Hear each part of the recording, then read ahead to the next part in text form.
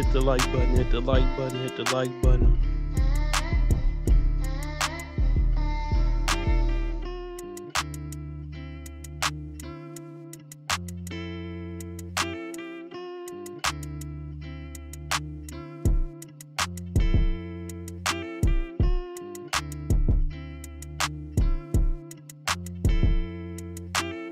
Gonna be the $25 live stream goal. Cash App, PayPal, Streamlabs, all at the top of the chat. Stay on 2 hours. But I will settle out of court for a small fee of $15 if it's via Cash App or PayPal. You know? $5 makes you the live stream sponsor, king or queen of the stream. Whatever you can give is greatly appreciated.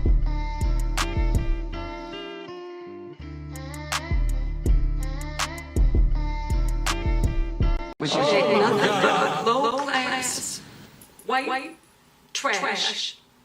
She probably didn't even finish high school. Girl, you know that's the truth.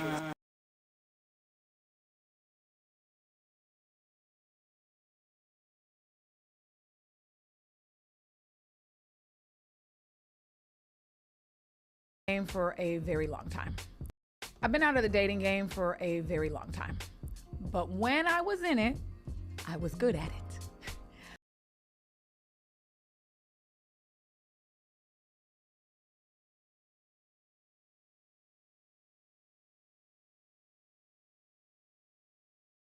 Okay. I don't know why everything is sped up. I really don't.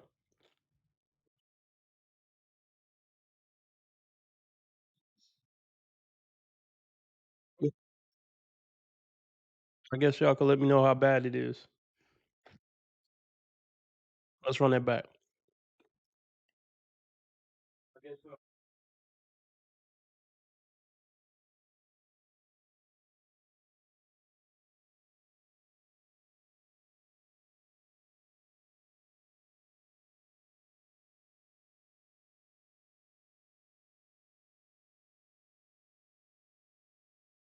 Men like 30 plus. I'm talking.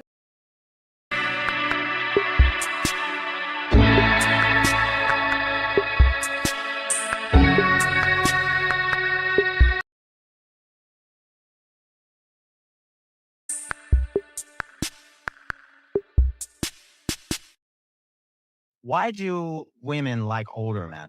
I love older men. Oh, My boyfriend's 8 years older than I am, but I've also dated older than that. They Yeah. just seem more stable. Yeah, like you're gonna be more princessed with an older Okay. man. It's all about the it's all about the bread. It's all about the bread, it's all about the cheese. It's all about the green. It's all about the guac, the guacamole. They want money spent on them and they want to be treated like essentially a little fucking girl, a Disney princess. Which is complete utter bullshit. But hey, she's giving up pussy, he's giving up money. It's really just prostitution. To me, relationships like that is basically prostitution. Give me princess treatment and I'll fuck you a couple of times a month. It's not true love, in my opinion.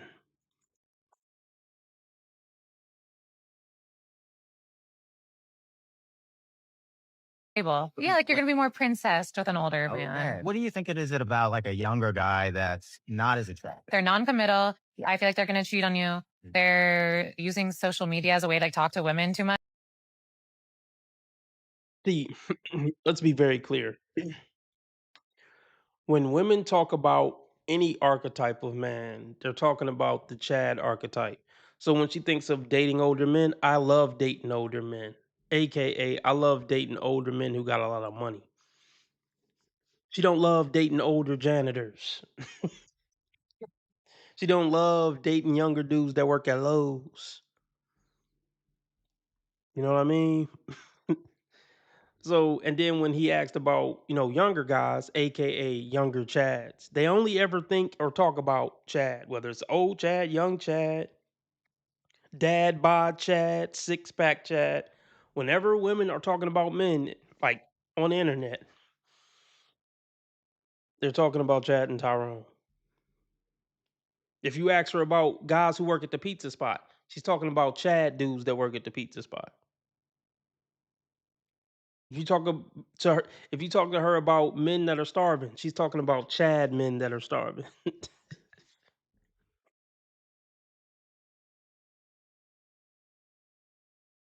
They're using social media as a way to like talk to women too much. They're using Snapchat. They're on all the apps. And I don't like that. Older men don't have all that. They're not on Snapchat. They're not on all the apps.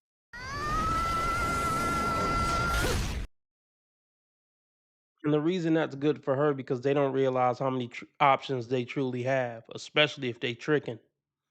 So yeah, she want an old fool who will overvalue her and trick on her, and not realize she ain't worth shit.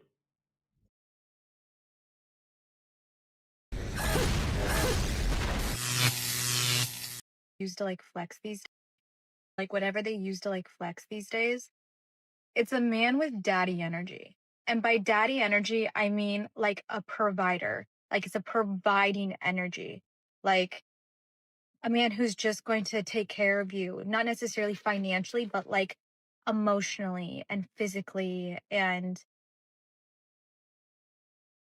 He's most definitely talking about financially. Most definitely. A younger guy can take care of a woman emotionally and physically, no problem. I hate when they try to virtue signal. We know y'all true nature now. There's no point in trying to virtue signal. he just shows up. He's a man of his word. Or he goes and grabs the door for you, not because he's trying to impress you, but like he literally does that for everybody. Or he checks on you like, did you make it home okay? How are you feeling emotionally? Like checks in on you. Um, yeah, and like I'm at the point now where it doesn't even matter if you're older, if you're younger, if you have a six pack, if you don't have a six pack, if you have a full hairline or you don't have a full hairline. It's what's your energy. And if you don't have daddy energy, I can't do it. I feel like I've been with too many men with baby energy, and it's put me into like a motherly. Think about the extremes women talk in. Daddy energy and baby energy is the spectrum of men. They deal in extremes, man. It seems like they only deal in extremes.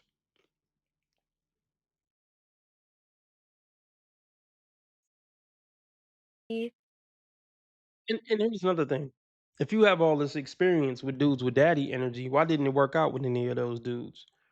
Since dudes with daddy energy are so great, you should be married to a dude with daddy energy. If you dated, two, three of them,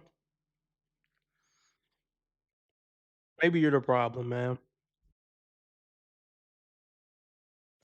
Place where I almost don't even want to have kids anymore because I've done nothing but raise.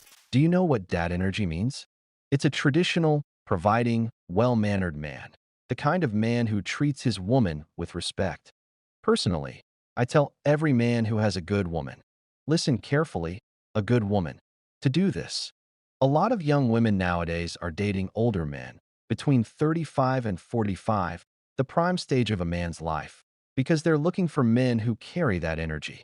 Because this kind of man will spoil her, but he'll also command respect. Many women are attracted to a man with a strong character. It's no coincidence that you hear people say feminine energy is chaos and masculine energy is calm. The next video is a clear example of that.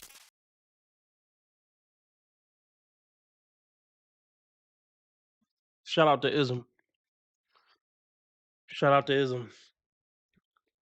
Um, yeah, it can be the man's fault all the time, Ism. But we live in a culture where women are always gonna make it seem like it's only and always the guy's fault.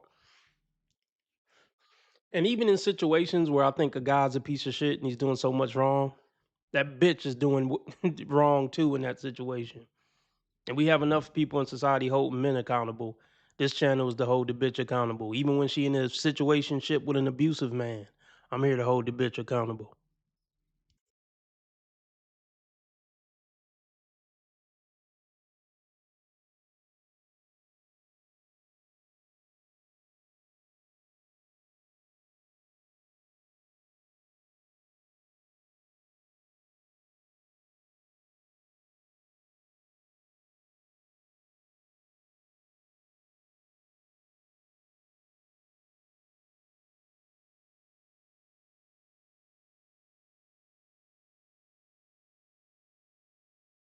What up, X?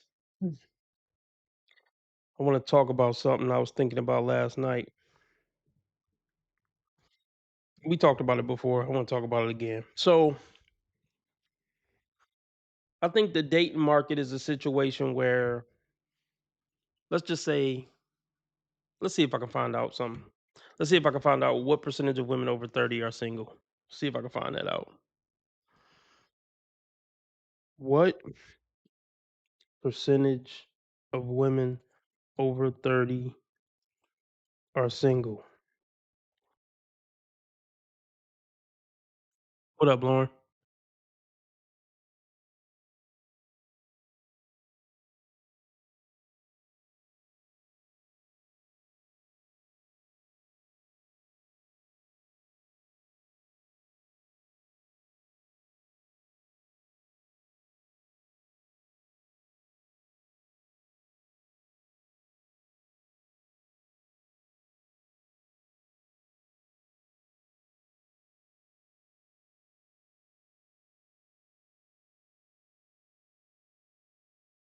Interesting. So, from 30 to 39, 59% of black women are single.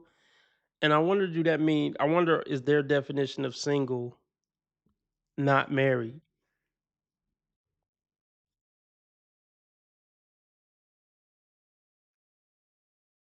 Mm. It's a little more complex than that, sirism. Let's see. Damn, that sounds about right. 59% of black women between 30 and 39 are single. That's fucking crazy. And only 24% of Asian and 26% white. Hmm.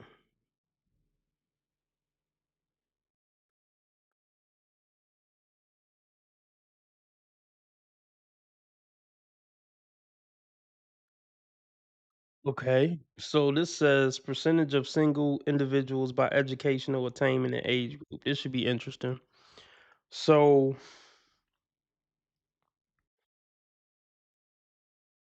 hmm. Yeah, let's look at bachelors. Okay. I guess that makes sense. So, 38% of people who have high school or less are single. 40% if they got a high school diploma or GED.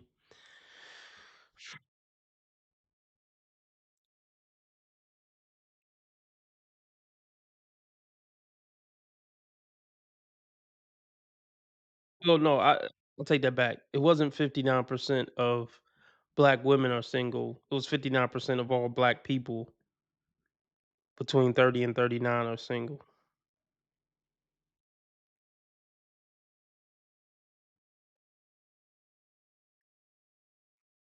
And then it doesn't really improve too much from 40. Oh, damn. So black people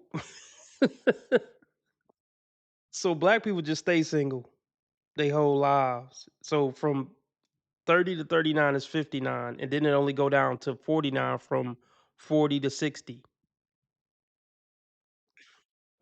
We just we down bad, man. Let's check out white.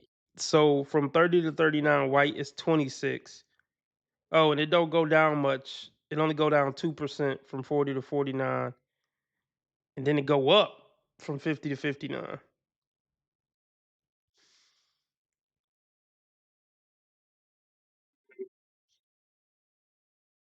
Interesting. What is this? Oh, okay. So figure 1.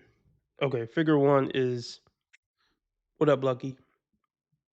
Share of single individuals by age group and gender. So from 18 to 29, 75% of men are single. Damn, is that right? That can't be right. Share of single individuals by age group. I'm assuming single me singlehood is not married. So let's just read it from the top. In 2022, 40% of adults were single, not currently in a cohabitating or marital union. Okay. Singlehood is partly dependent on the timing of entry into unions, but also the dissolution of these unions across the life course. Hence, some singles are never married and others are previously married. We use data from 2022.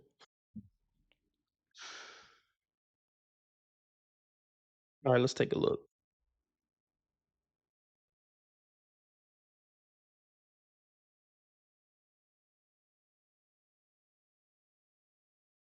Okay, so between 30 and 39, 30% of women are single. Oh, and it pretty much stayed the same throughout. So interesting. So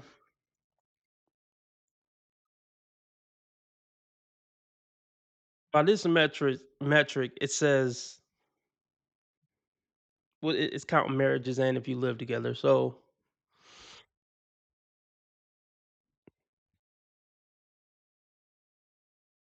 all right, spirit. Um, so I think I can come to the conclusion based on this study that 30% of women, at least 30% of women, just stay single forever.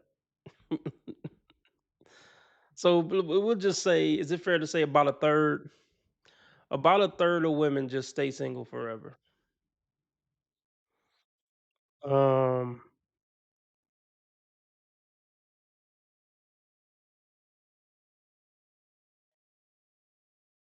let's go off those numbers. Let's go off those numbers. Oh, let's do this.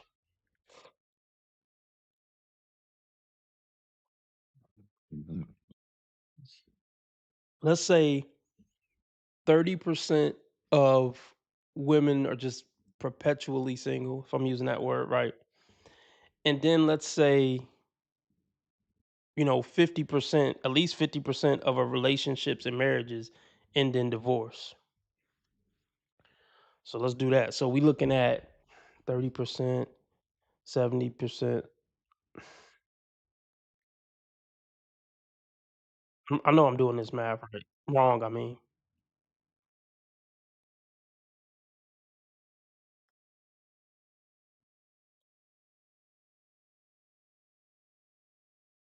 Let's just look up real quick. What is the divorce rate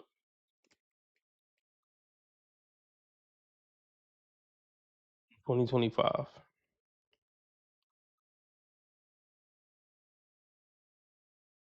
Oh, it's looking to it went down, so 40%? Okay.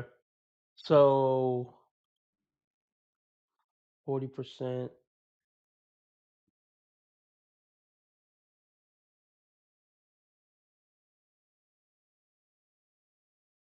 How many women live in America?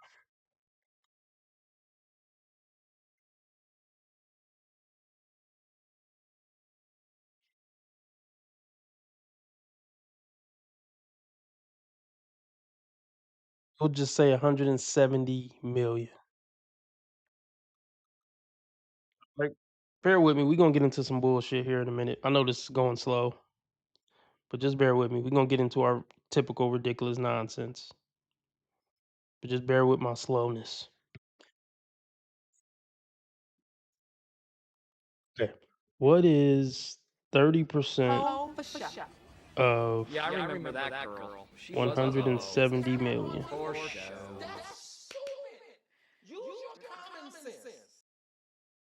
Okay.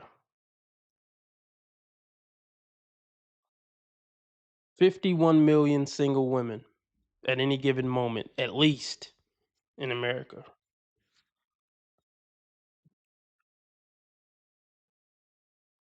Okay, so what does that leave? So 51 million. So that leaves 120 million left.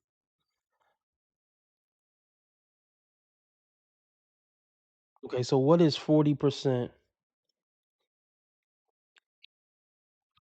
of 120,000,000?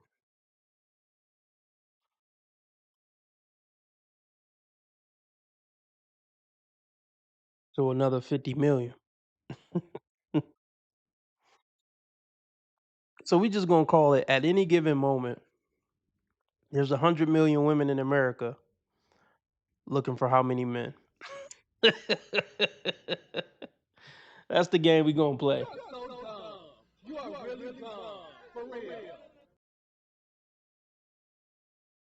Okay, so at any given moment, there's anywhere from, let's just say,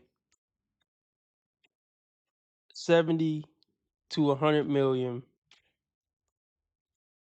women looking for, let's see, what percentage of men?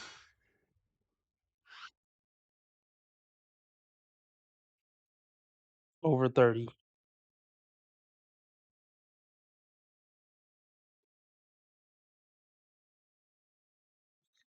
Fif 70 to 100 men,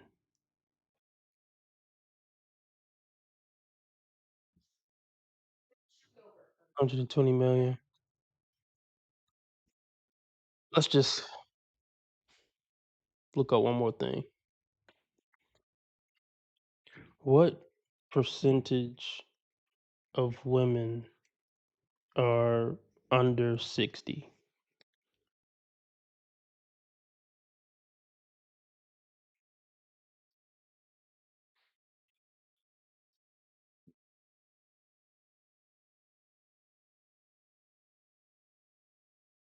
Do this.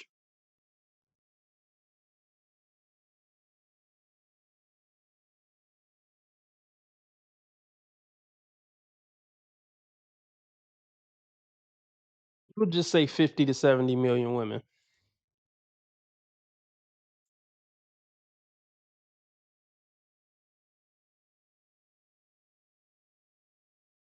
At any given moment, 50 to 70 single women are looking for this guy I'm about to put in. Between the ages of 30 and we'll just say 60. Exclude married, we'll just say any race. Height, we'll cut him some slack and just say he's 5'10". We ain't even gonna go for the 6 feet thing. Let's say 5'10".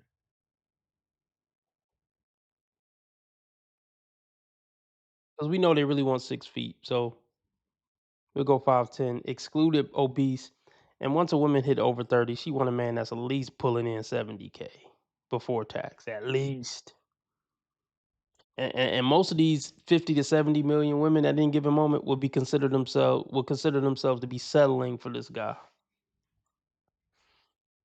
They would consider themselves to be settling for this. 70,000,000 women are looking for 2% of men. So, okay, so we have,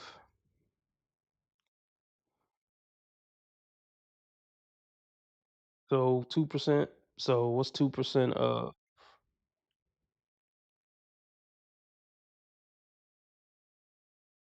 what's this? Alien apocalypse.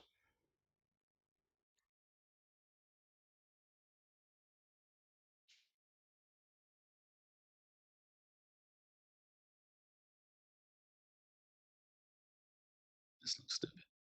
All right, anyway, how many men live in America?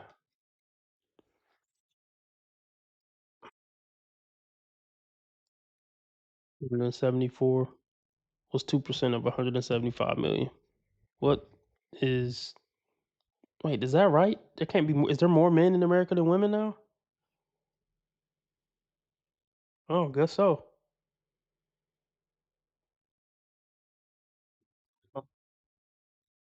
Which would imply around,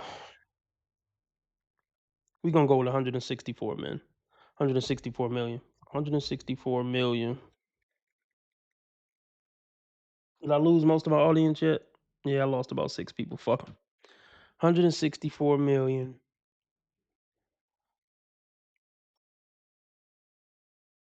What is 2%? Should be able to do this in my head. What is 2% of $164 million?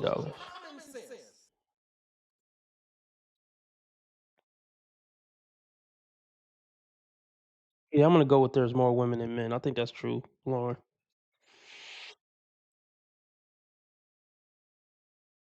So we're gonna go with 3.3 million men. So we have, we'll just say 70 million women, all trying to get with. We'll just say we got 70 million women trying to get with 3 million men. Okay, so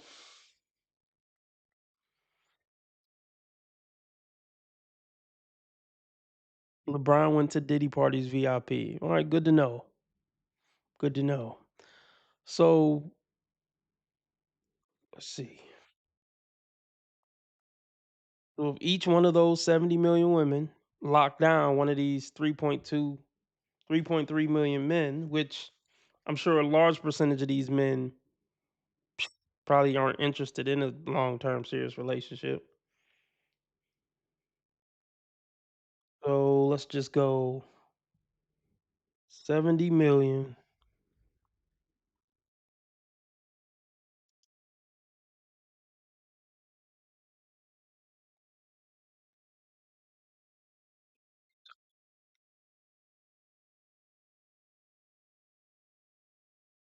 3 million is what percentage of 70 million?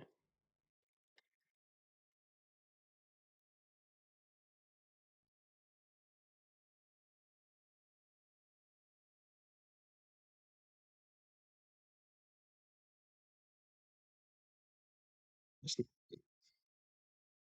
3 million is what percentage of 70?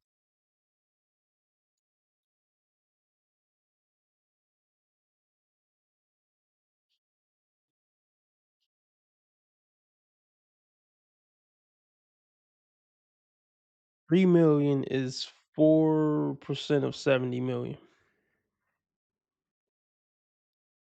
So only 4% of these women. So 96% of these 70 million women are fucked. And it's literally impossible for them to get this guy. And this isn't even a guy that they would see as a big dog. They would see this as settling 30 to 60, not married, any race, 5'10, not obese, and make 70K a year. So let's be clear about this. Only 4% of single women are going to even be able to get a guy that they would consider themselves settling for. And who's the prize again? Over 30 and single with their life together? I know my calculations are probably off.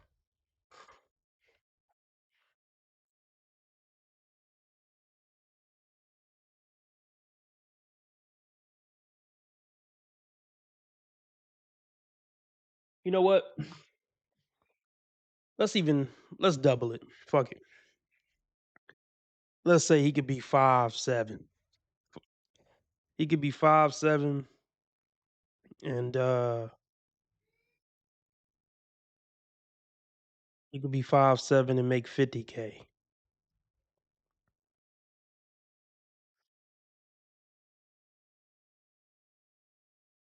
It's still looking all bad for him. But let's just move on. Most women don't know how to properly vet a man for marriage. They go out there dating, looking for chemistry and love, and they're happily ever after. And they're so focused on finding the commitment that they are seeking, they forget to actually vet whether or not a man would make a good partner for them and whether this relationship is something that is worth pursuing in the first place. Too often, the focus is on looking for the relationship rather than looking at the man himself. And so they overlook obvious red flags, give him the benefit of the doubt, and explain away bad behavior, all to hold on to this fairy tale idea that if they can make it down the aisle, then they will live happily ever after. Unfortunately, as we know, most of the time that doesn't really work out well, with so many marriages ending in divorce. So in this video, I'm going to walk you through exactly how I suggest women vet men for marriage.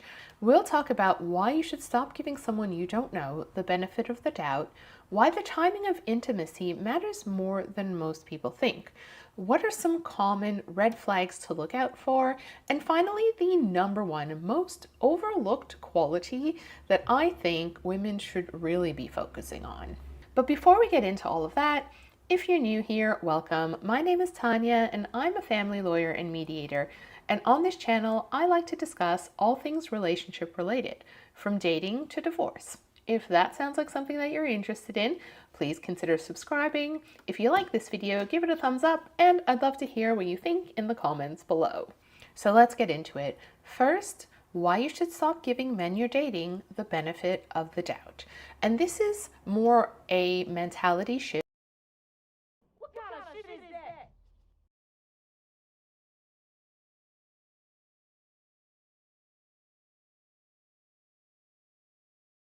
You just saying anything now.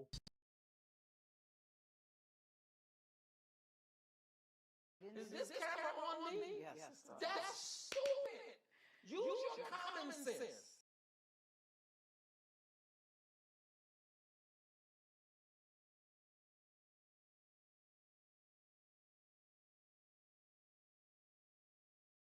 Let's look something up. Hold on. I could have probably made that process we just did a lot easier, or maybe not.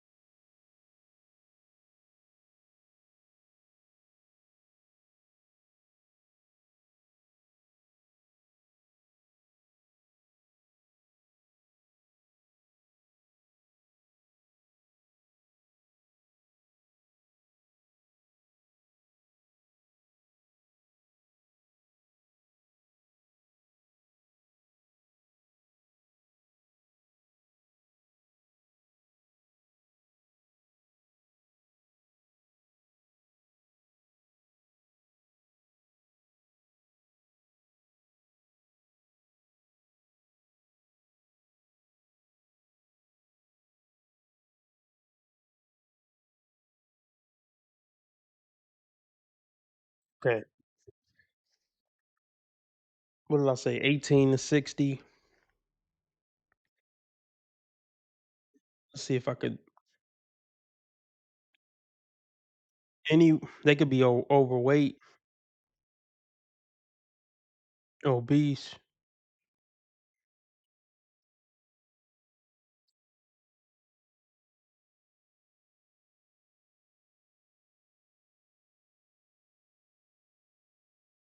50, so 170, so 75.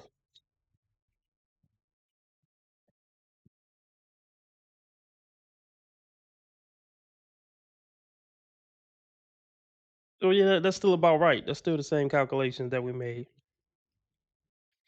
So it's about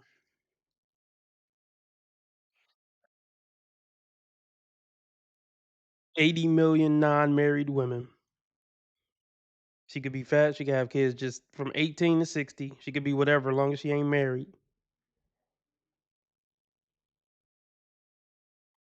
That's chasing,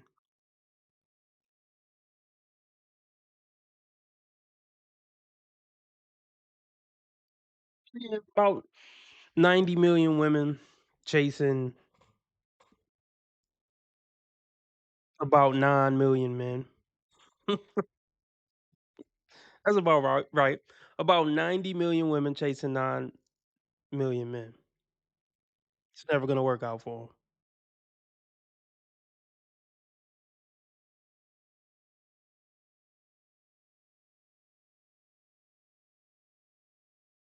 Now let's do this little experiment. If you're a top 10% man, you got options. You got options. So matter of fact, let's do this real quick. Let's go for the guy they really want. Exclude married, 30 to 60, any race, at least 6 foot, not obese, at least make 100K. Let's really take a look at who they really want, and let's see what his female equivalent is.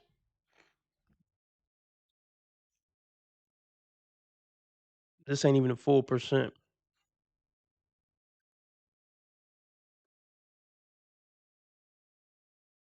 This is a half of 1%, man. Let me try to make it a little better. He 30 to 60, not married, any race, 5'11. Exclude obese and make 90K. Damn, let's at least get it to a percent. Okay, he 5'10 at least and make 90K. Okay, cool. We got it to a percent.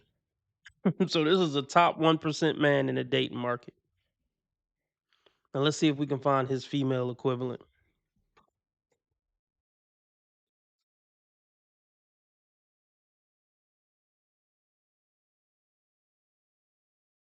What would his female equivalent be? He's 30 to 60. He's gonna be looking for a woman.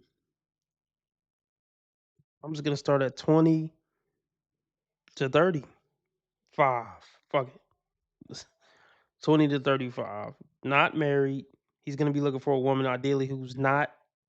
Yeah, a top 1% man don't gotta deal with a single mom. So exclude mothers, any race, any height. Yeah, exclude overweight and obese because he's a top 1% man. He doesn't have to deal with overweight or obese. And then he's gonna want her to.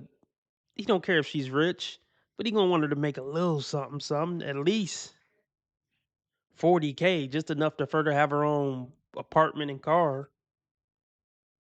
Because even though we make 100K, that's not rich. That's far from rich. So he's gonna want a woman who at least got herself together enough to have a 40K job. Now let's see what his equivalent would be. Mr. One Percenter. Okay. Okay. So let's look at it like this. We'll just call it 3%. Only 3% of women, and he still has twice the options. Almost 3 times the options. It's close enough. We'll just call it 3 times the options. Think about that. So a top tier woman has a third of the options as a top tier man. That makes sense.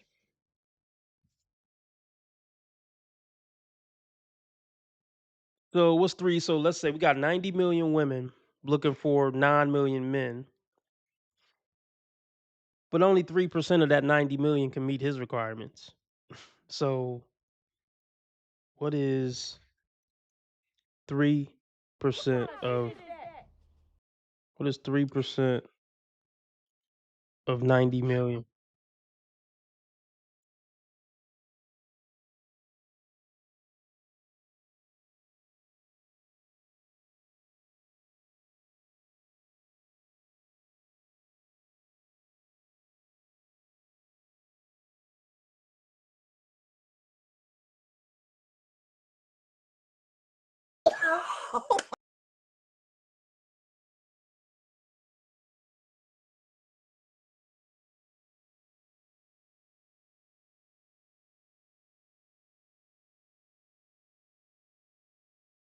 Stating the benefit of the doubt. And this is more a mentality shift than anything else, but I think one that will really help you sharpen your focus when you're talking about how to vet a man. And that is this: I want you to stop thinking that men are stupid or Okay, I like her first sentence, but wait, let me tweak one more thing.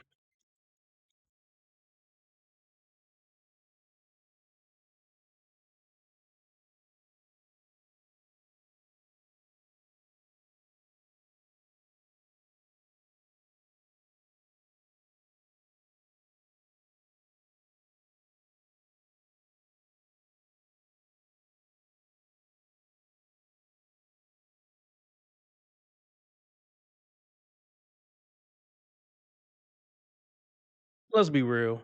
100K, 1% man will date a chick without a job if she cute and fit and nice. So yeah, only 5% of women meet this top tier guy's criteria.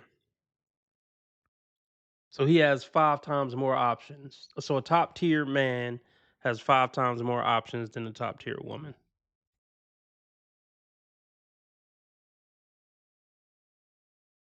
Yeah, because now these 5 top tier women got to compete for him. So them even being top 5% isn't enough to get automatically picked. Now these 5 women right here got to fight it out for this guy.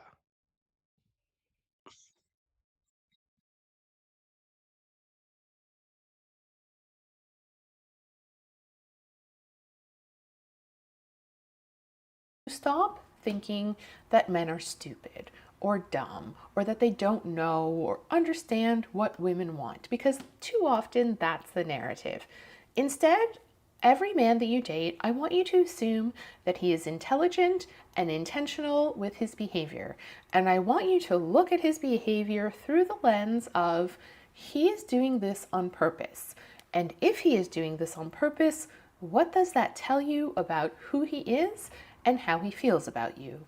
Too often, women are quick to make excuses for men's bad behavior when they first start dating. Let's be clear. They're quick to make excuses for this man's bad behavior. No one else, only this guy.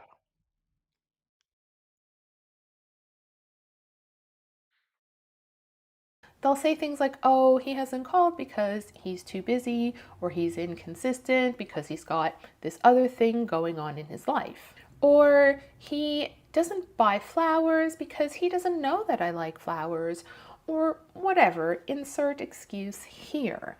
Instead, if you look at his behavior and think, if he is doing this on purpose, and if he is an intelligent man who knows exactly what he's doing, what does that tell you about his behavior? And most of the time, it will tell you that this man is not that interested in you, and he's not that invested in pursuing this relationship.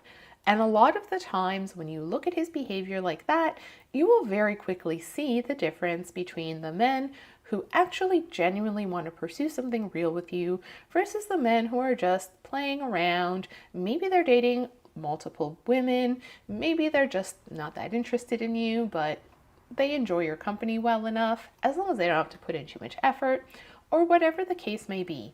But it will show you exactly who he is. And when he shows you exactly who he is, just believe him.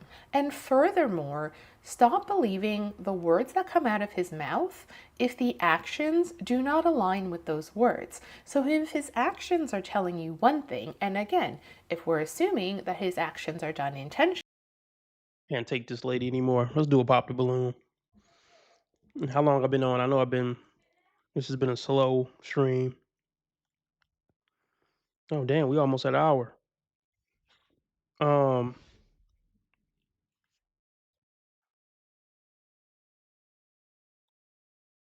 yeah, I've driven everybody away, y'all. Yeah, this is kind of a lame stream.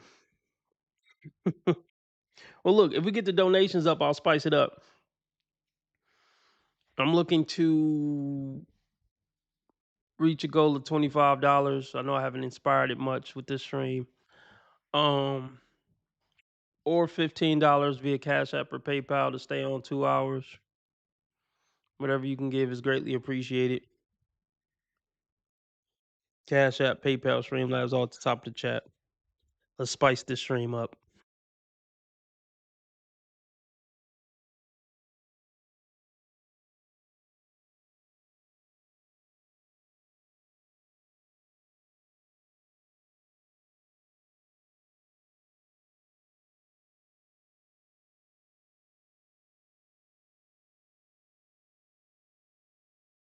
Hey, I want to put you guys on to a fun way to make money, and today's sponsor, Free Cash. I'll explain more.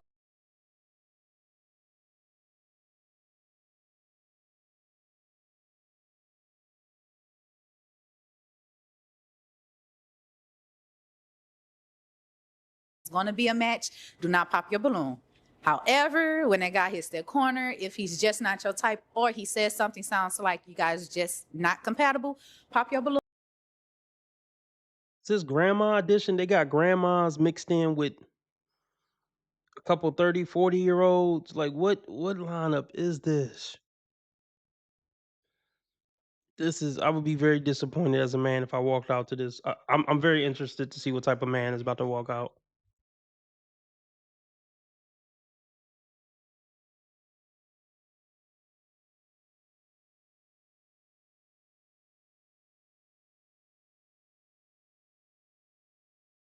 And participating in the show today. All right, y'all. So this is what you're gonna expect. We have a group of single guys. We're gonna bring them out one at a time. When that guy hits that corner, if he's your type or he says something, sounds like it's gonna be a match, do not pop your balloon. However, when that guy hits that corner, if he's just not your type or he says something sounds like you guys just not compatible, pop your balloon. I'm gonna come to you and see why you decide to pop. Sounds good? All right, let's bring out our first single guy. You serious? They sent out a tatted up 33-year-old for this lineup. Okay,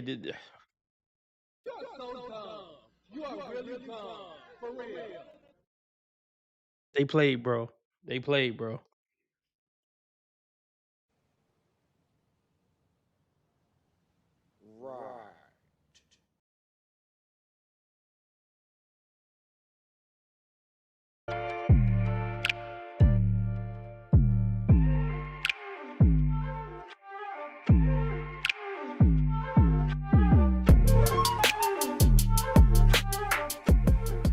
Hey, Hello. welcome in.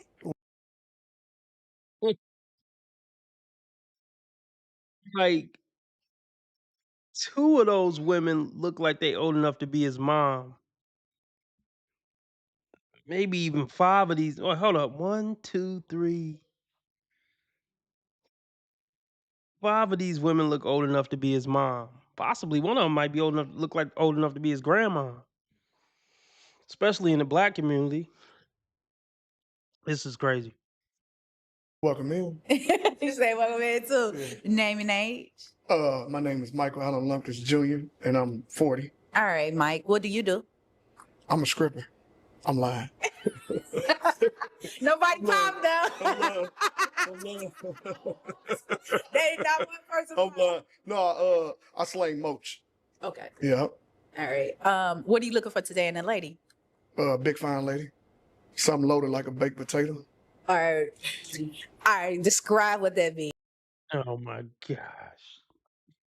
Like what? What?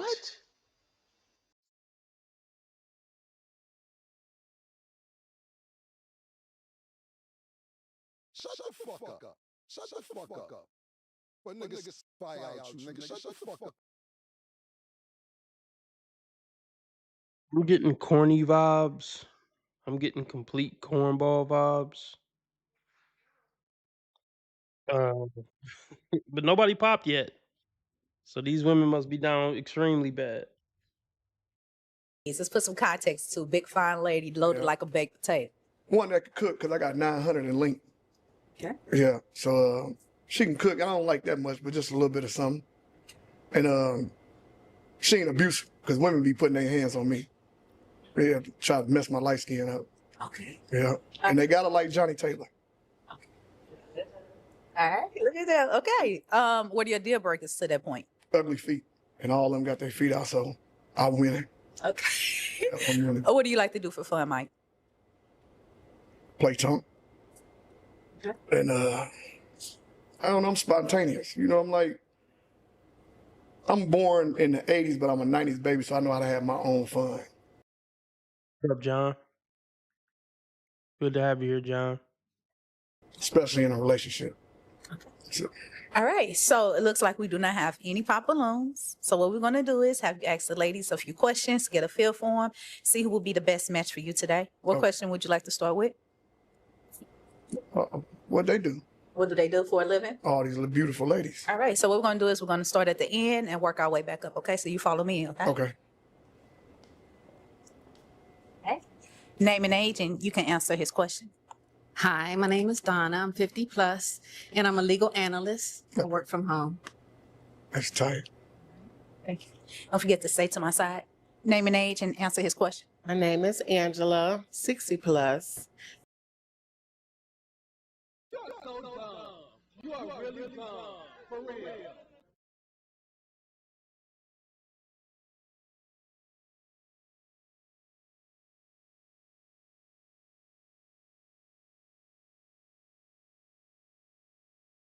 At your age, you're basically unmatchable. Like, forget about it. Basically, you're done. You're like a has-been, and no man will ever go for you.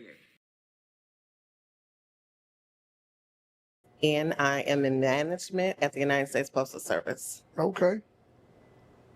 Name and age. My name is Jamie. I am 49 and I'm a herbologist and I'm retired.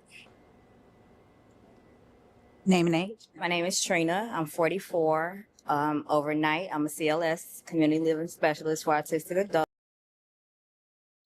Gosh, what? She has a bridge. It's not even a bull ring. I don't even know what to say. Y'all can see what y'all seeing. I don't even know what to say.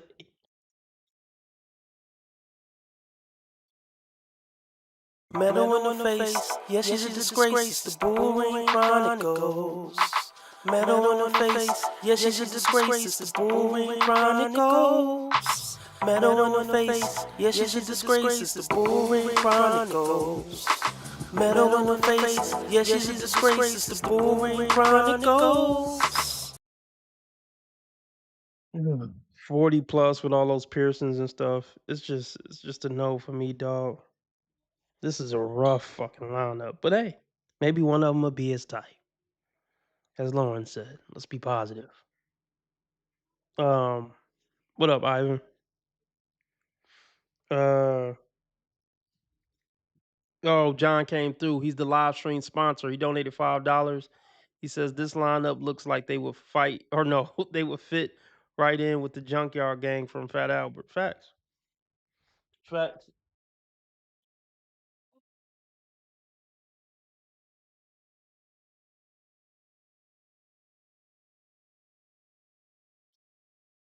Thank you for being here, man. Charles, I run shit. You just live it. More power to them. You can't treat him like any of the other niggas around here because he ain't like any of the other niggas around here. You got it? Right, brother, I hear you. Man, I hear you.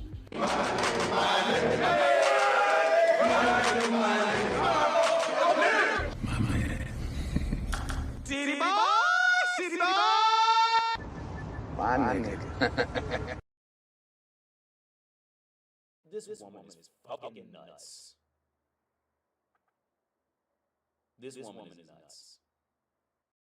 So yeah, $5 down, 15 or 20 to go, depending on how it comes in, to keep me on 2 hours. Cash App, PayPal, Streamlabs, all at the top of the chat. Or super chat, super sticker, dollar symbol on the right of the chat box. Let's get back into this train wreck. Metal in her face, yeah, she's a disgrace. It's the Bull Ring Chronicles. And in the daytime, I work for Cigna. Okay. My name is Rhonda, and I'm 61, and I'm retired from Boeing. I'm Lavette, and I'm 55, and I'm an administrative professional. My name is Dawn. I'm 60 plus, and I'm retired and enjoying life. Ain't nothing wrong with that. You have another question for the ladies? No, I just like that all of them is beautiful black women, and they got something still going on. You gotta So ask I can another dig it. question. What y'all like to do for fun? Okay, let's just start up here. Okay. Okay. I enjoy going out to eat, out to dinner, concerts, just enjoying the outdoors. Okay. So I'm a creative, so I like anything like active where, you know, you can kind of interact, but still have a conversation. She give me a masculine ass energy. Masculine as hell. I just, oh man. I just got a donation from Lauren. Everybody shout out Lauren. Um, she donated 5. Thank you, Lauren. Let me add that to your total for the Rare Bella Queen of the Stream competition for the year. We getting close to the end of that.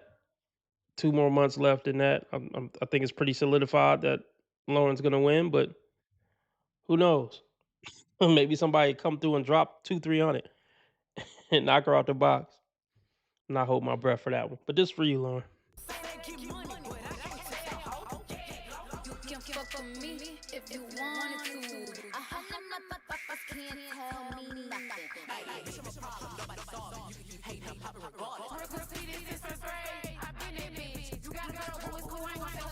You know niggas love bitches with money. You know niggas love bitches with money. You know niggas love bitches with money. You ain't no fuck with no boss bitch. I turn you out. When a real one holds you down, baby, it's supposed to drink. Don't say I got more jealousy, let me go. Results could be tragic. I push the sheet, not the backseat girl. I push the sheet, not the backseat girl.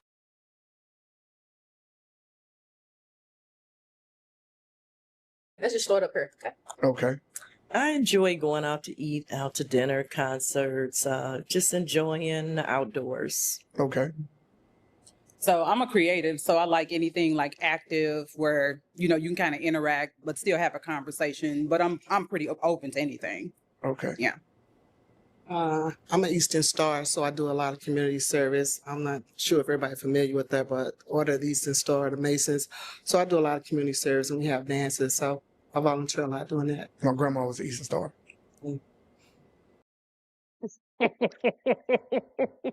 What a coinky dink. My grandma. It wasn't a shot. It was just real talk. But it's just like, ma'am, you old enough to be my mother, ma'am. My grandmother was an Eastern Star. What the hell is an Eastern Star? Can y'all educate me? I don't know what that is. Maybe look, maybe some of y'all can educate me. Look, let's do this. $5 more in the Cash App or PayPal. I'll stay on 2 hours. $5 more in the Cash App or PayPal, and I'll stay on 2 hours.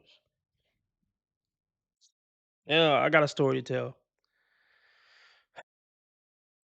Got a story to tell.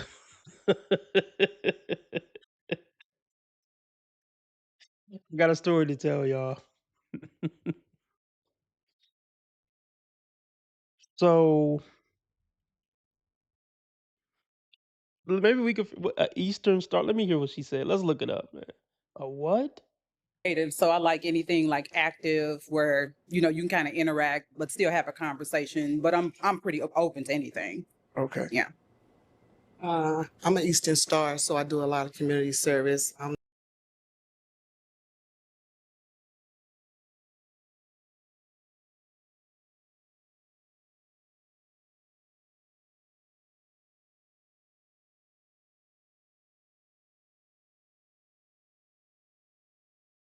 Hey, we learn something here. We learn something new all the time here at Modern Dating Cure. All the time. An Eastern Star refers to a member of the Order of the Eastern Star, OES, which is a Masonic appendant body open to both men and women. I still don't get this whole Mason shit. I don't get it. Maybe y'all can help me out. Established in the mid 19th century by Robert Morris, the OES aims to extend certain Masonic ideals and symbols to women, allowing them to participate in the fraternal organization historically reserved for men. The order has over 500,000 members in the United States. Yeah, we learned something, y'all.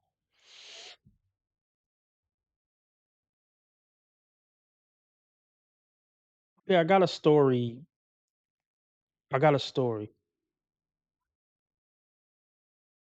I want to give some information about this story without giving up too much personal information.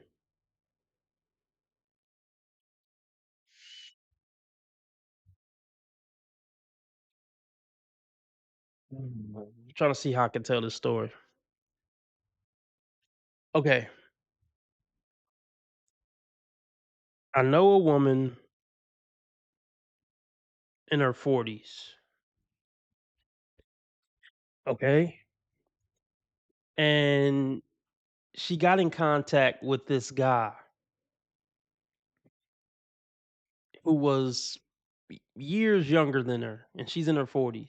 I'll just say years younger, and not 1 or 2 years younger.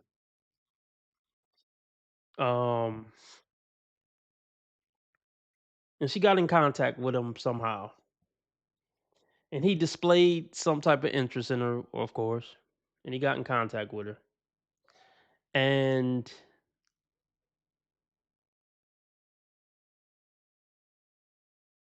she reached out first to him. That may play a part in this story. Y'all can let me know. She reached out first to him, kind of sparked up a little conversation. And I think he asked if she was interested. He let her know he was interested, and then he asked her if she was interested. And she said, "Yeah, interested in getting to know you, seeing what happens." So anyway, I think she contacted him first 3 out of the 4 days initially, and then he would after she initiated contact, he would contact her throughout the day. You know, how's it going? How you doing? How's the day going? Yada yada yada. And I think one of the 4 days he reached out first, and they talked, whatever. And then I think on the last day they communicated, she said good morning, he said good morning back. And that was the last time she heard from him. So, and here's the thing. And of course, he was a tall, handsome guy because that's the only type of guys women ever want to get involved with. And this is a woman in her mid to late 40s. And this was a man in his early 40s. So, why did he fall off? Why did he not reach out anymore? Why did he not set up a date? It could be many reasons why he didn't, you know? And that's the thing about these talking stages. I mean, when you're just in the talking stage and y'all never even went on a date, this person could basically just fall off at any moment for any reason. Maybe they just didn't like one of the things that you said when you were getting to know each other.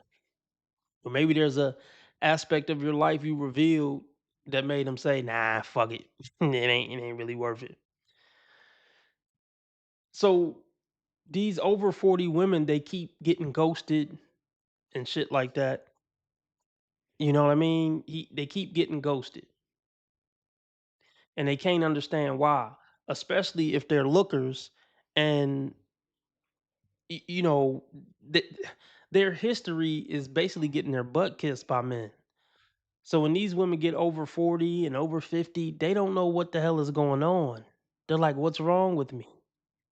Because this is a completely different reality from what they're used to in their 20s and 30s, their teens, 20s and 30s. Once they get good in them 40s, shit start to change up. They start getting ghosted and left on red and stood up and played and called a different woman name and some more shit. So and they can't fathom it. They can't comprehend it and they don't understand it. But it's like,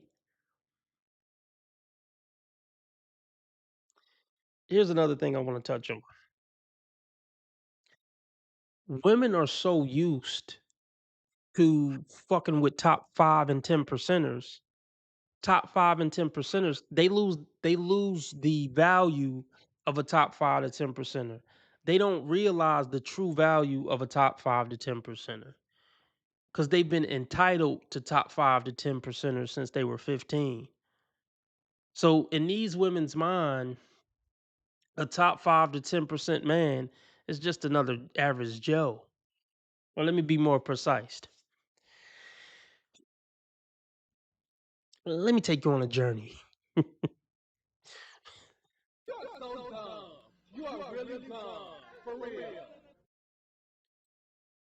Let me take you on a journey in a woman's mind, especially if she's above average attractiveness. So even a 6 these days, a 6.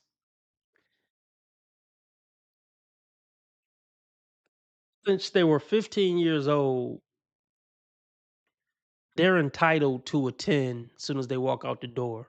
They're entitled to a 10 guy, a top 10% guy.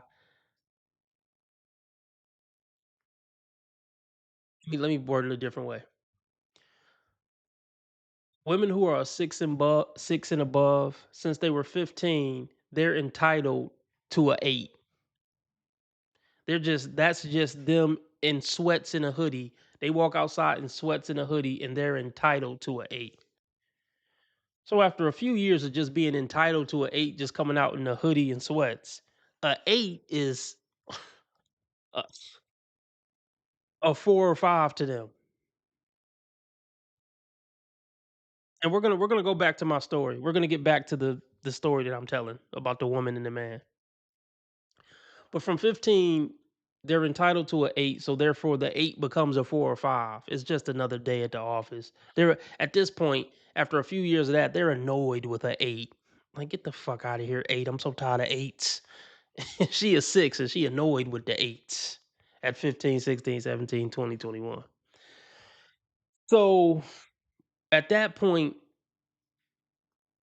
you know, only 10s really pique her interest. And she's a 6, by the way. But she's so used to 8s and 9s, only a 10 is gonna get her out of the bed in the morning.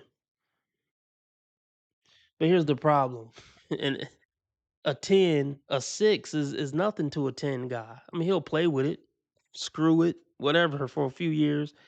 So this 10 isn't gonna marry or wife up this 6 or 7 or even 8 woman. So they build up all this baggage and stuff from the bad boy 8s. And even if they get into a relationship with one of the 10s, they don't know how to maintain relationships. So they'll squander the 9 or 10 boyfriend they had or throw them away. Because keep in mind, 8s, 9s, and 10s is just my lifestyle. So even if I get in a relationship with a 9, the first time he fart and cough wrong, she's gone. Because she thinks there's just going to be a never ending train of 8, 9, and 10 men to choose from. So next thing you know, you look up, you know, you look up, she 40. A 6-month relationship pair, few situationships there, maybe a 5 or 6 year relationship that she squandered. Maybe 2 5 6 year relationships that she fucked over, or just a situationship for 8 years. But look, you look up, and this woman is 40, 45 years old. And here's another thing they do. They'll go 5 or 6 years where they wasn't really focused on a relationship. They was just doing them, focusing on career, focusing on their chakra, because they think the party's never gonna end. So they think they could throw away perfectly good relationships. They think they could take 5 years off the dating market and just pop back on it with 8 and 9s and 10s still waiting. So, like I said, after all the situationships, failed relationships, and self-healing journeys for years, you look up, she's 45 years old, thinking she about to go back on the dating market at 45 and have the pick of the litter and have the motherfuckers beating down the door to take her serious at 45. Because in her mind, she's still that 16-year-old baddie. I mean, she knows she's aged and things like that, but women can't ever accept, like, oh, my value isn't anywhere near what it used to be. A woman's never gonna tell her, so I'm a low value woman now. Like, a woman doesn't. I think deep down inside they know, but they don't want to accept that.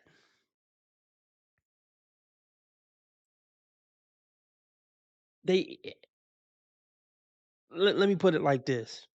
Even the 40, 45, 50-year-old women, even when they kind of realize, I'm on the downside of my sexual marketplace value, even if they realize that, they still feel like, I'm still doing the guy the favor though. Yeah, I don't look like what I used to look like. I might need some lube now or whatever, but I'm still doing the guy the favor by being with him. I learned that, and it don't matter. Like I said, it don't matter if he had 8, 9, or 10, because that's just been her lifestyle her whole life. So a 8, 9, or 10 is basically a 5, 6, and 7 to her.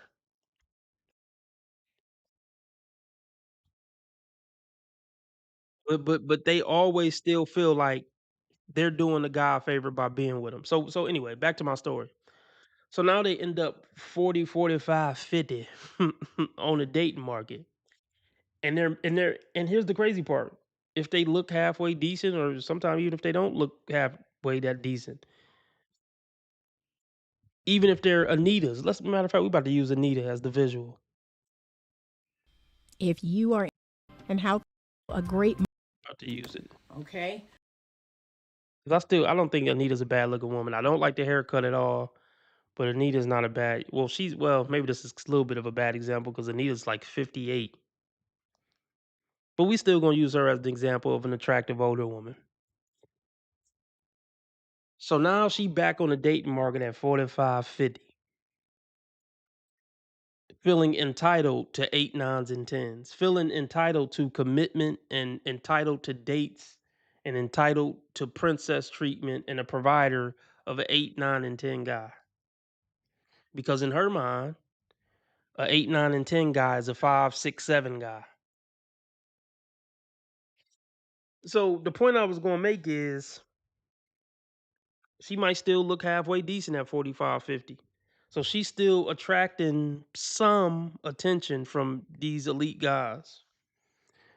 She noticed it fell off a little bit, but she still can get a look or a dude holler from time to time. A dude holler like once a year. So I would say, let's say the average attractive woman probably go from at 20, she probably go from getting hollered at 50 times in a year at 20 to 25 times a year at 30.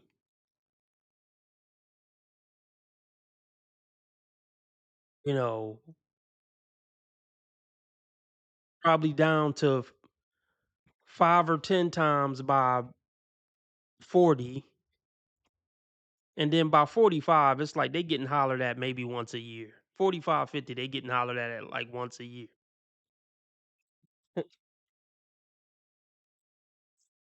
1 to 3 times a year.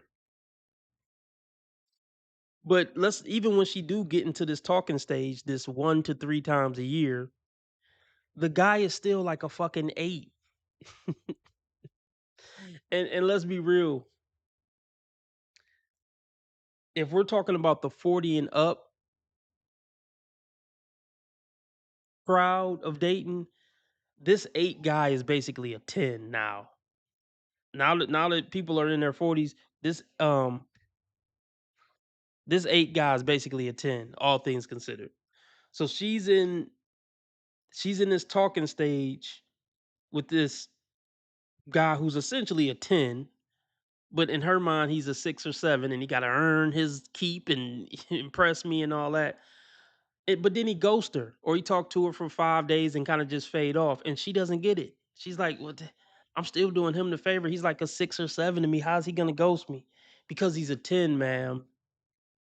He's a fucking 10 on a date market over 40. And you're and on a dating market of 45, 50-year-old woman, even if she look good, ma'am, you're a 3 at best. All things considered, if we talking about a serious relationship where we build a life together and all that, a 45 up and up woman is a 3. Even if she a baddie, she's a 3, all things considered, for anything serious. So of course a 10 goes to the 3. See, and here's the thing, if she looked good at 45 and up, she could be a 6 or 7 on the fuck market, but she's still a 3 on the serious dating market. You know what I mean? So it's like, let's just hypothetically say, I'm trying to use a hypothetical.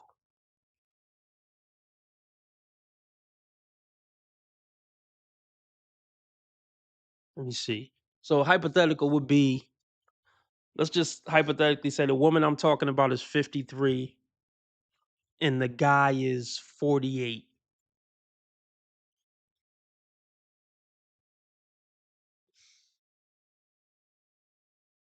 No, that let's say the woman I'm talking about is 46 and the guy is 41. So yeah, it wouldn't be too hard to figure out why the 41-year-old tall, handsome man, ghosted the 46-year-old woman. So let's talk about a couple reasons. And this is what these 40-plus-year-old women don't get. Why would I bring you into my life? Like if I'm 40 plus, I'm tall, I'm handsome, I make 50,000 a year, which isn't incredible, but it's you cool. You got your place, your car, your bills is paid, you got a few thousand left over at the end of the month, whatever. Why would I get into a serious relationship with a 40-plus-year-old woman? How is that gonna improve my life? And that's what women don't think about. Well, they have to start thinking about it over 40. They never had to think about it under 40. But once they get 40, 45, 50, they got to start asking themselves this question. And they still don't. Their brain just isn't fit to think like this. How the hell am I going to drastically improve this 40-year-old man's life, this top tier 40-year-old man's life? He got his own money, he got his own place, he got his own car, and he has his freedom and his peace of mind. And when he in the mood to fuck with a chick, he could just fuck with a chick because he got options. What incentive does this man have to move in some 40-plus-year-old woman in his life, asking where he at, where he gonna be, when he getting off? The car need the oil change. My grandmama sick, my brother in jail. Can you help me get him out? What what is this 40-plus-year-old woman gonna bring to this man's life that's so spectacular that's gonna offset all the burden he has to carry taking her on as a serious dating option? That's the question I want to pose to y'all. That's the question I want to pose. What is gonna be so great that this 40-plus-year-old woman is gonna bring to this 40-plus-year-old top tier man's life that's gonna offset all the bullshit and burden she's gonna bring into his life? Please don't tell me 40-year-old snatch. Please don't tell me 40-year-old snatch and companionship, because I got a meme about their 40-plus-year-old companionship.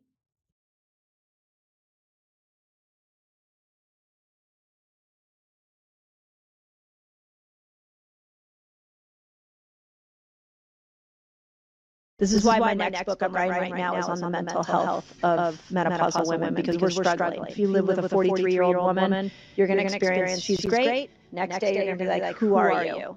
That's because her estrogen is on a roller coaster ride. Little things are going to irritate us like they've never irritated us before. And you might be the recipient of that. I don't want to be that guy. We need to have more love brought our way because we just can't handle stress the same way. From 40 till about 55, our moods are all over the place during that time. So understanding where we're at, having more compassion for us, not taking us on will be so helpful. It's going to be a no for me, dog. Keep it up, though. But we don't even understand our own selves. Lots of things wrong when it comes to women. I mean, and this is a woman who talked to me about a man coming in and being a provider for her. Over 40. Over 45, she's still looking for the princess treatment and dates and wine and dime me and a spark and come in and provide. What man is looking to come in and provide and move a 45-plus-year-old woman into his house and provide? I don't believe that 40-plus-year-old man is even in the mindset of being a provider. And if he is, he's looking to do it for a 25, 27, 28-year-old, 32 max. I mean, is there a bunch of 50-year-old top 10% men looking to provide and move in a 40-plus-year-old woman?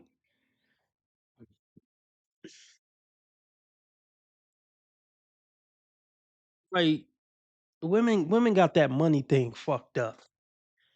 If I'm a 50-year-old man and I'm making whatever 50 to 70K and I'm moving you into my life, Where your 50? You think your 50K just going to groceries and the light bill? No. Like what do men really? You could just save your money, baby, and just maybe get a couple dinners from time to time. No.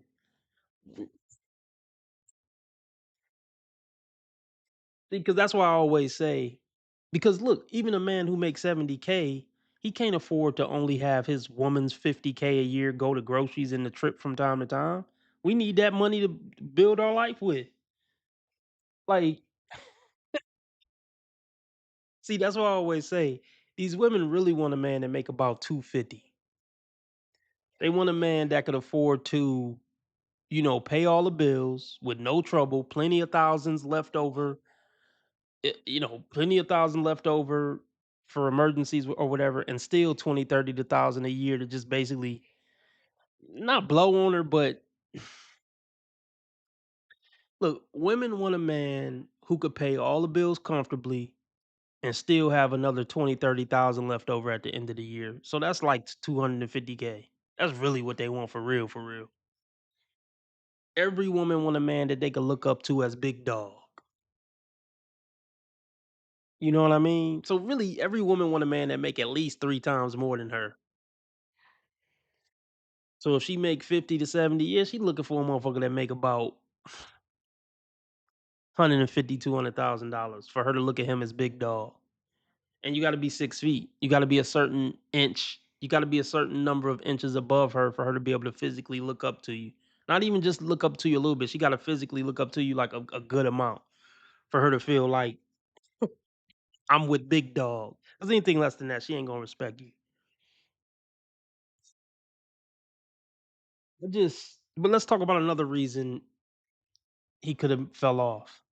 I mean, yeah, one is options, two is like the age gap, three is um it could just be any aspect of her life that she told him about. He could have been like, nah, I don't want to deal with that.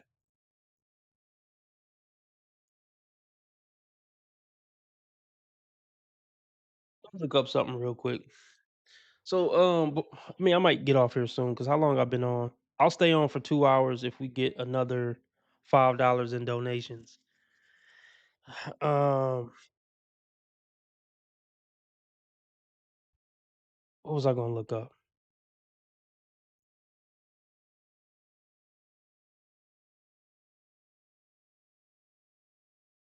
Oh, here's another thing I want to talk about real quick. Remember I said these 40 plus year old women still looking for a man to basically impress. And not even, and let me be clear when I say impress, not even necessarily wine and dine 5-star restaurants, but she's looking for him to put all this effort in. Like, but you're not worth that effort. You was worth that 20 years ago. Like, hold on. Well, and really you wasn't worth it then, but y'all know what I mean. You could have tricked a man into thinking, or a man would have been naive enough to think you was worth that 20, 30 years ago. But let's see if I can find that AD clip.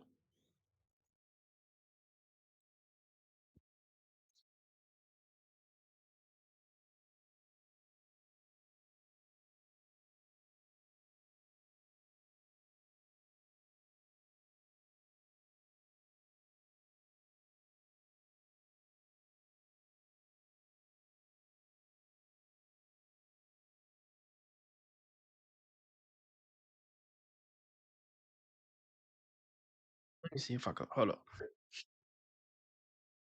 I gotta make this a new meme. They hold on. I gotta find this AD clip real quick.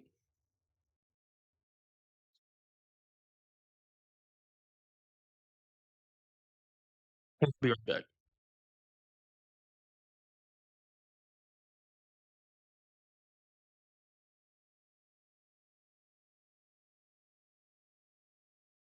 Hey, what's up, everyone? I hope you're all having a wonderful day or night. But for now, let's get into the video. Spend the day with me as a intimate influencer. I heard that's what we're calling it these days.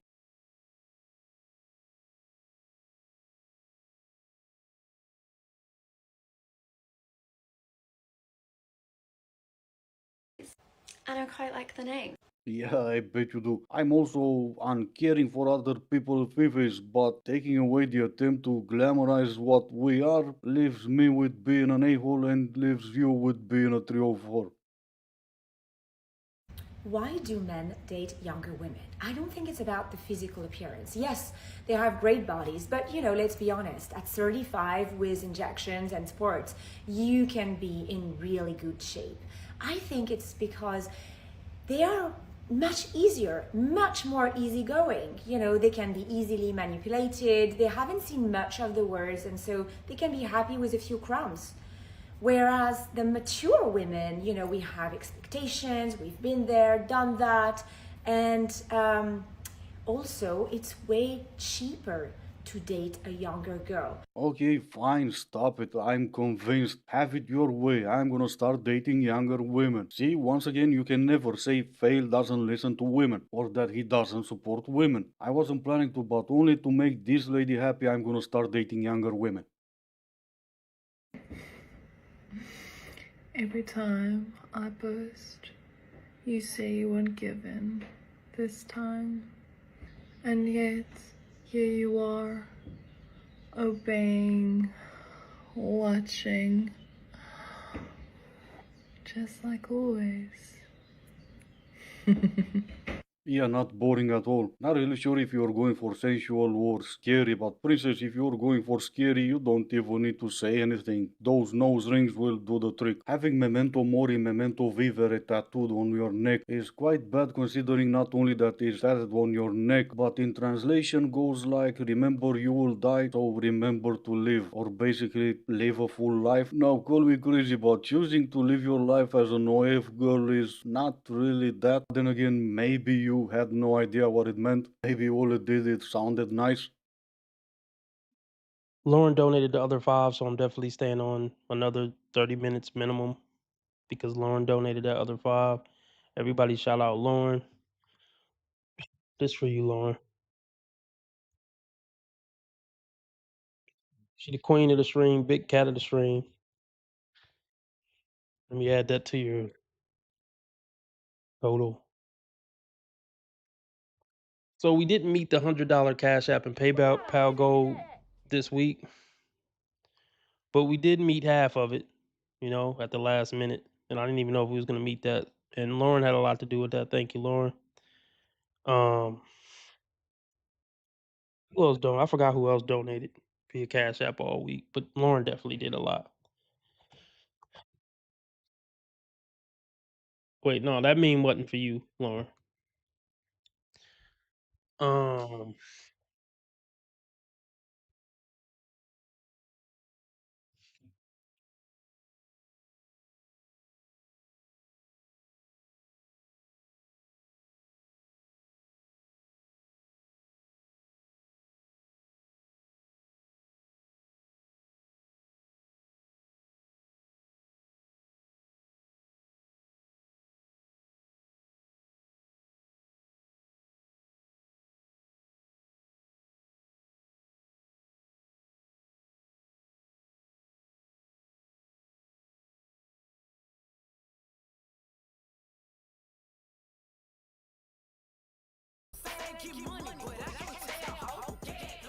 You can fuck with me if you wanted to. 100 motherfuckers can't tell me nothing. Nobody saw you. You hate not poppin' regardless. Work with me this is great. I've been in bitch. You got a girl who is cool, ain't want that shit. You know niggas love bitches with money. You know niggas love bitches with money. You know niggas love bitches with money. You ain't no fuck with no boss bitch. I turn you out. When a real one hold you down, baby, supposed to drown. Stone step, got more to get. Jealousy, let it go. Results could be tragic. I push to be not the backseat girl. I push to be not the backseat girl.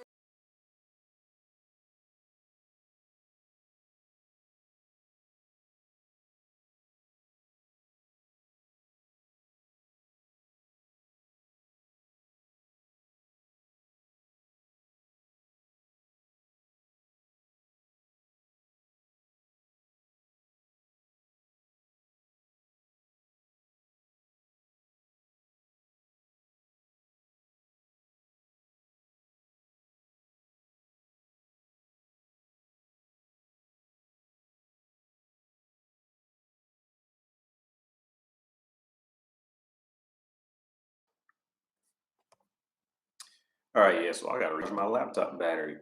Yeah, so I'm back. And I got done talking to a friend of mine, man. He's he's with this woman who's, I think she's like 32 or something. Man, like I swear to you, I'm gonna try to be short because my laptop battery, I'm ran out of battery. I'm in Europe now, so I gotta plug it up to this converter. Because I don't know if you guys know, but they use like different electric ports here. So I gotta like I gotta take some plugs out. But yeah, man, like man, when they get over 30, when they get, I say like 26, I say 25. But when they start hitting 26, 27, 28, man, like looking back on all my friends, right? And the group of friends who got their girlfriends slash wives before the age of 25, and then you put them in a group, right? And then the guys that I know who found their wives, baby mothers, and all this after 25, we put them in a group. It's these two groups have generally the same running culture within the two, and I swear, and like with me, when I had like when I talk to women who are under 25, there's a certain culture you have with that, and then when they get over 25, there's a different culture you have with that, and to be Let me touch on that.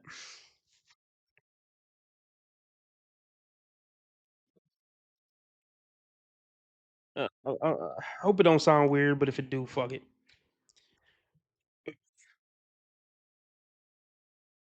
Probably younger than that. I would say. How can I put this?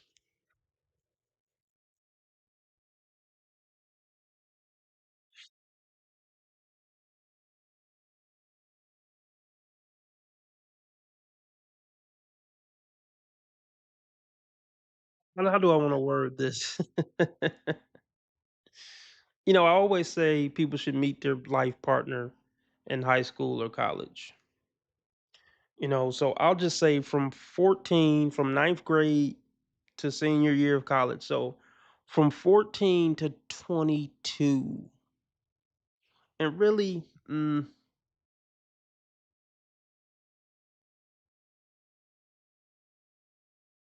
I'll say from 14 to 22 is when a young lady has basically her peak. That's her peak beauty. That's going to be her peak femininity. It's going to be her peak naivete. It's pretty much just going to be peak everything. So the culture he's talking about is really from 14 to 22. How do I want to word this? I want to say this without sounding creepy.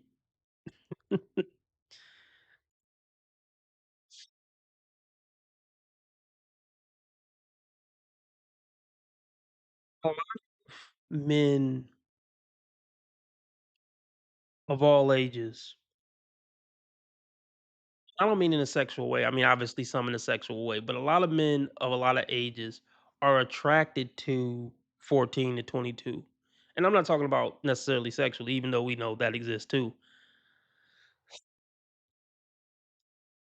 But then they could be attracted in a whatever way, a friendly way. I don't know what kind of way you want to put it. But that's why men of a lot of different ages are attracted to that youth. It's because it's like I said, it's their peak beauty. 14 to 22 is their peak beauty, peak naivete, peak innocence, pretty much peak everything. Um, I just want to see. So we'll just say, well, no. Once you start getting into 16 and up, and their bodies are developed. I mean, yeah, the grown ass men are gonna be. I mean, yeah, Lauren said it. Lauren says, "I get what you are saying. Men like being around young, beautiful women." Yeah, and if we just being honest, you know, when they get, I mean, 14 was a little on the younger side, but yeah, once a girl gets about 15 and 16, this is a better way to put it. Once a young teenage girl could pass for 18, That's when grown ass men are interested, whatever age that might be.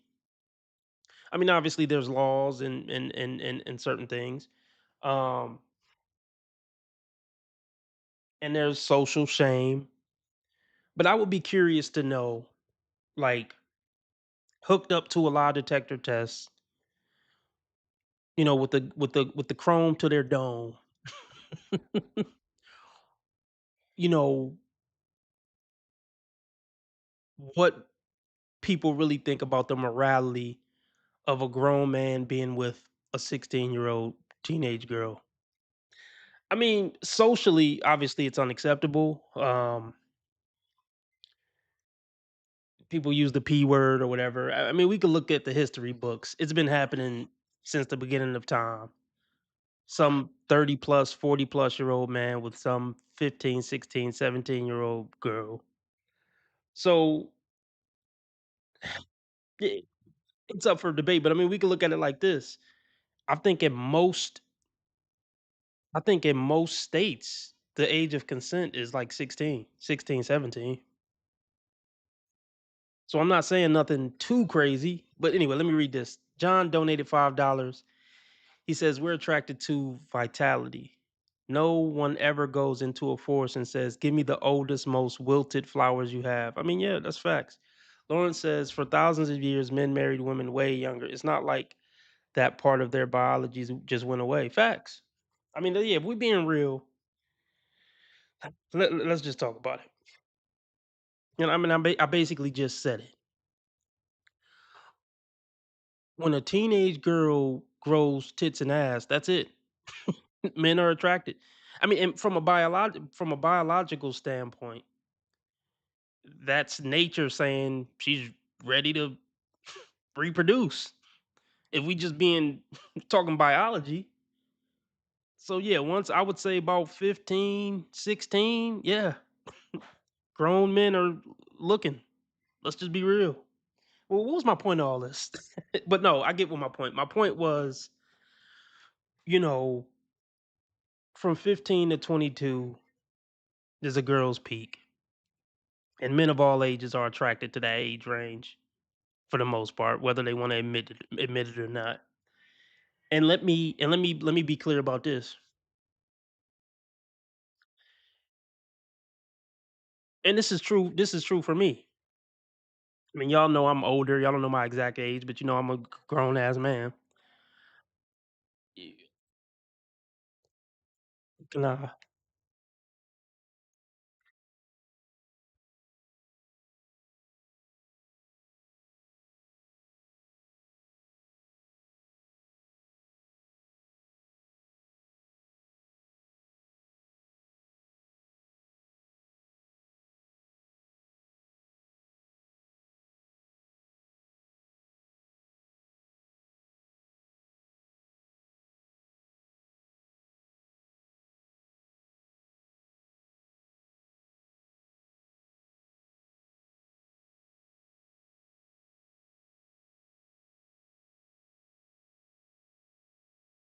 Okay, let's go back to it.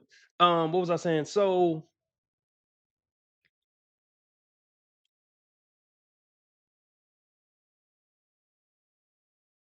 what was the what was the ultimate point I was trying to make?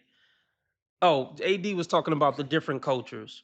So yeah, I would say about from 15 to 22 is one culture, 15 to 23 ish, and then once they start getting 24, by that point they didn't got around probably already, or they didn't already been jaded by something by the time they get 23, 24, 25, 26. So I would say that culture is from between 15 to 23. After that, especially these days, it's pretty much a wrap.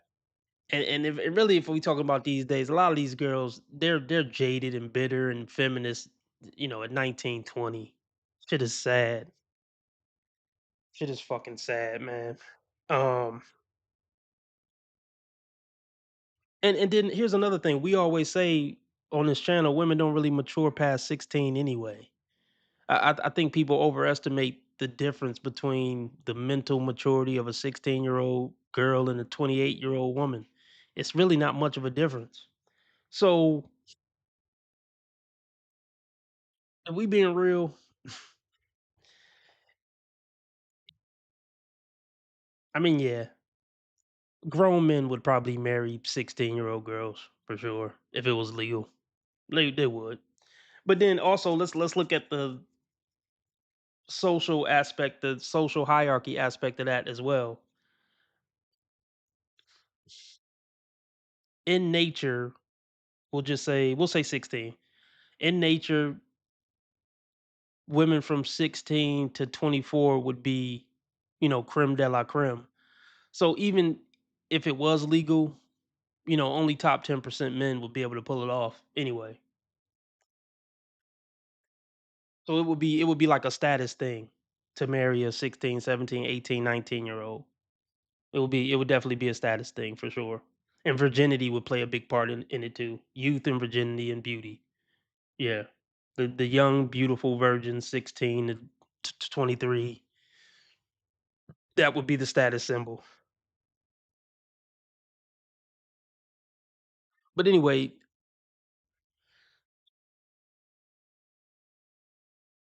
so yeah, once a woman get, I mean, the hard line is, yeah, 25. That's the hard line. From 25 for the rest of her life, yeah, that's a whole different attitude, a whole different demeanor, a whole different disposition. Yeah, it's a whole different type of culture, man. It's fucking gross. It's gross. it it makes you not want to be around these women at all. John says, I grew up in Baltimore. My neighbor, who was an elderly man, married a 16-year-old girl. That's kind of, I mean, okay, I guess I got a limit with it, but let me finish reading. He says, I guess their families made some kind of arrangement. I mean, okay, before I call him a perv, before I call him a perv, damn, you said elderly. Um, I mean, that's a little crazy. I mean, I was thinking more of men in their 30s and 40s. Um, I don't see it. I guess I understand the biology of it, so I probably see it as less creepy as everybody else. But I definitely understand people that see it as creepy. From 65-year-old man marrying a 16-year-old girl, but I get the appeal, the youth and beauty appeal, youth, beauty, innocence, and naivety. Um, but yeah, that's kind of crazy. That's still kind of crazy though. But yeah, if we being real, 15, 16 to 23 is when a young lady is at her best in pretty much every imaginable way. So I get it. But let's keep going. And then when they get over 25, there's a different culture you have with that.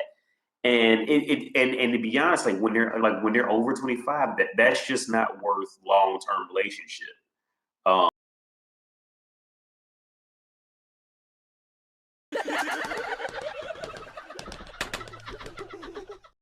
Facts, and that's pretty much what my channel is about.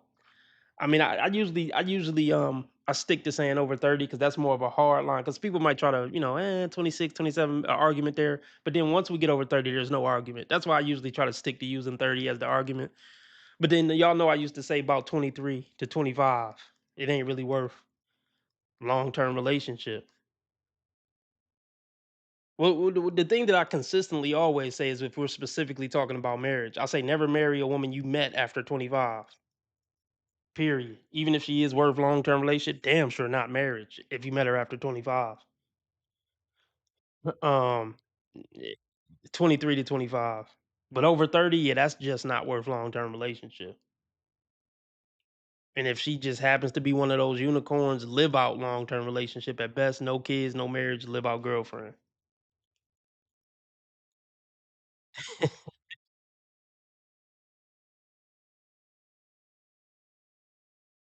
and to be honest, when they're over 25, that's just not worth long term relationship. It's just not.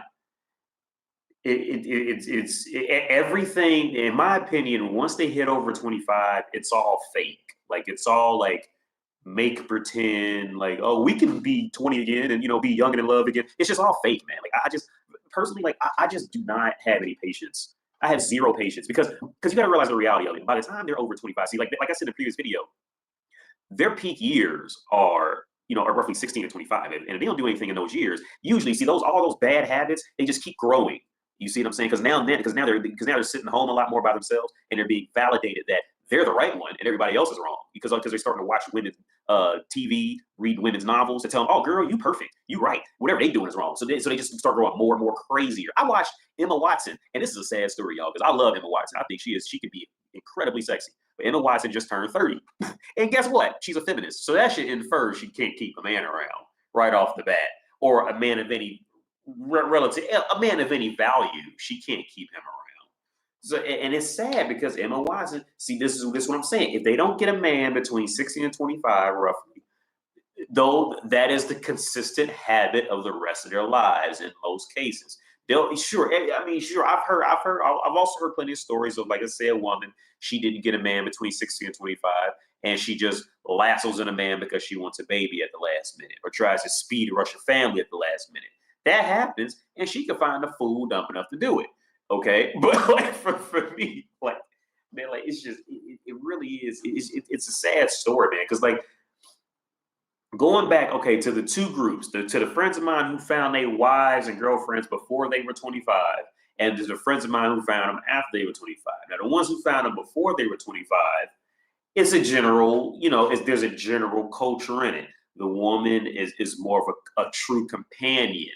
She's more of a true partner in life. She's more, she's more willing to sacrifice and do things and please other people. And she's more willing to be there a lot of times. I'm not saying every case on the planet, but with all the people who I know, and counting my own past relationships, when I dated women under 25, these were the common culture habits. When they're under 25, they're still, the guy and the girl, they're still somewhat moldable to become, a true unit. You see what I'm saying? And this is something like, Yeah, and people try to demonize that. You just want to mold her and groom her and control her. Yeah, essentially, you're right. Because you know why us men have to control her and groom her and mold her? Because look, women aren't good people when left to their own devices. So her by herself as an individual entity, that's not anything righteous for the most part, 9 times out of 10. Your righteousness is pretty much going to depend on how I mold you and control you and guide you and whatever. This relationship ain't gonna work if I ain't leading it. That's how I look. If a decent man ain't leading it, it probably ain't gonna work out. Because women, their programming is automatically set to self-destruct. So if the man ain't leading her away from that, she's gonna self-destruct and destroy everything around her. 9 times out of 10. A man gotta run it and lead her and mold her and groom her to what he want her to be, which is a righteous, decent human being that's gonna be a good mother and a good wife. That's really what most men want to mold and groom a woman to be. Something better than what she is now, I assure you. So yes. So yeah, after a certain age, yeah, that's over with. And don't get me wrong, there's a lot of girls who are they're fucking strong-willed. Even at 12 and 13, 14, 15. They are strong-willed and you can't mold them. You just can't. They're on their own mission. Can't nobody tell them nothing.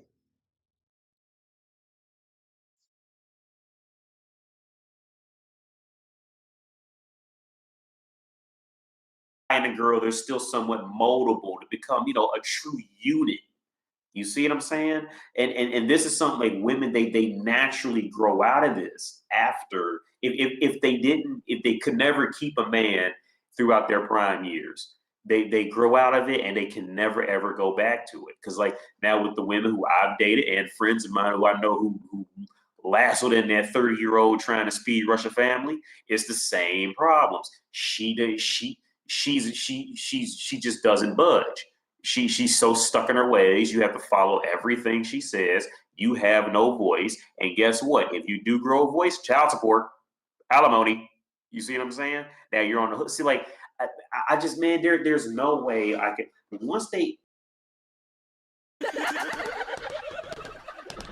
Once they hit a certain age, but they're pretty much used for intermittent companionship, intermittent sex toys, and that's about it. Unless she's got a lot of money, more money than you. But in most cases, see, she won't want you at that point because she wants something better because she thinks she's better. So they just kind of in turn become you. In most cases, they mostly just become useless to society because I mean because like okay, because you gotta think in a woman's logic is to please others and get a little more than whatever she put into something, right? Which it works when they're in their Now let's talk about that. That's deep right there. That's profound. A woman's basic nature is to get, I would actually say, to get a lot more than what she put in. It- the sugar daddy, sugar baby dynamic speaks volumes about female nature. You know, the sugar baby wants to fuck the least and jack off and suck the least while getting the most out of it. Want get this old nigga to spend and give me the most while I give him the least. I might, and a lot of times they don't even fuck him, and that's really female nature for you. I mean, even in a marriage situation, okay, I'll fuck him twice a month, and he gonna buy me a house and take care of me and make sure my car fit. That's given compared to what a good man gives a woman. Her cooking a sandwich and keeping the house clean and fucking them twice a month. That's it's nothing. But that's their nature to give as least as possible while getting the most. And you got to keep that in the front of your mind when dealing with women. And that's a real fucked up mentality to have, but I'm not mad at them for it. It's just their nature. They can't help it. But when you think about it from a man perspective, it seems kind of fucked up because we work the opposite. Like I'm gonna put in X, Y, and Z because I want X, Y, and Z. Like we work like that.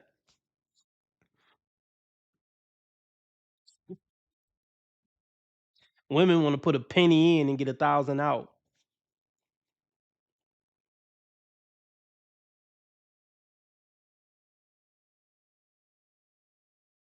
more than whatever she put into something, right?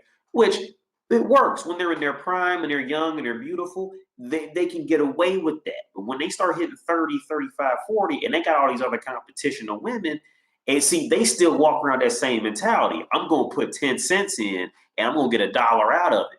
You see, and it just don't work like that. Yeah, it did work, but see, yeah, but it did work like that though, their whole lives. And that's why it crushes them when they get 40, 45, and it don't work like that anymore because they don't know what else to do. Like what they don't know this reality. Like I'm trying to think of an analogy.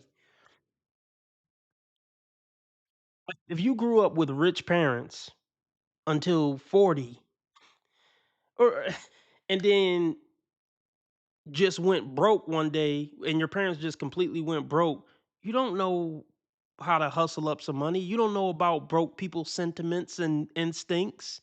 Catch the bus. What's the bus? Or how would I even get on the bus? What does the bus even take? Do I swipe a card? Do I pay cash? Does it take coins?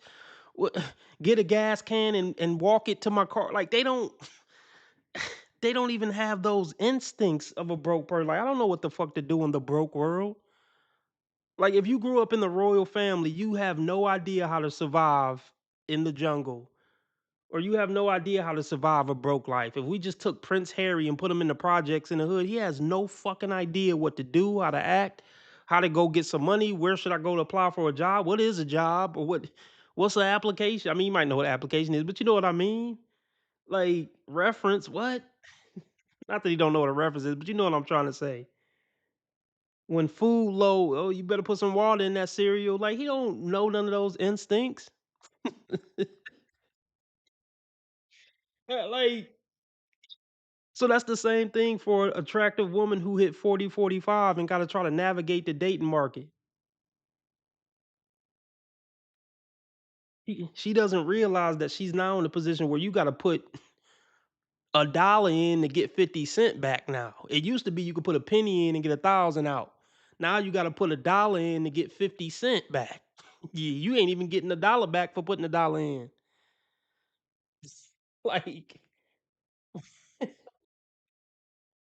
And you know, and at that point, they may say, "Well, I just stay single." Well, just stay single then. Just stop dating. You don't got to keep worrying about getting ghosted and shit. Just forget about dating. And even if a tall, handsome dude try to holler at you, just say, "Nah, I'm cool," because you already know where this headed. So don't even take any more offers anymore, especially if he tall and handsome. Because you really know this really ain't about to be shit. He tall and handsome. What the fuck you want with me? Never mind. Thanks for the compliment.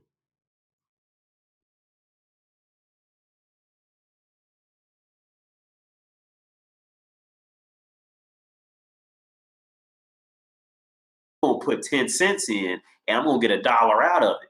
You see, and it just don't work like that.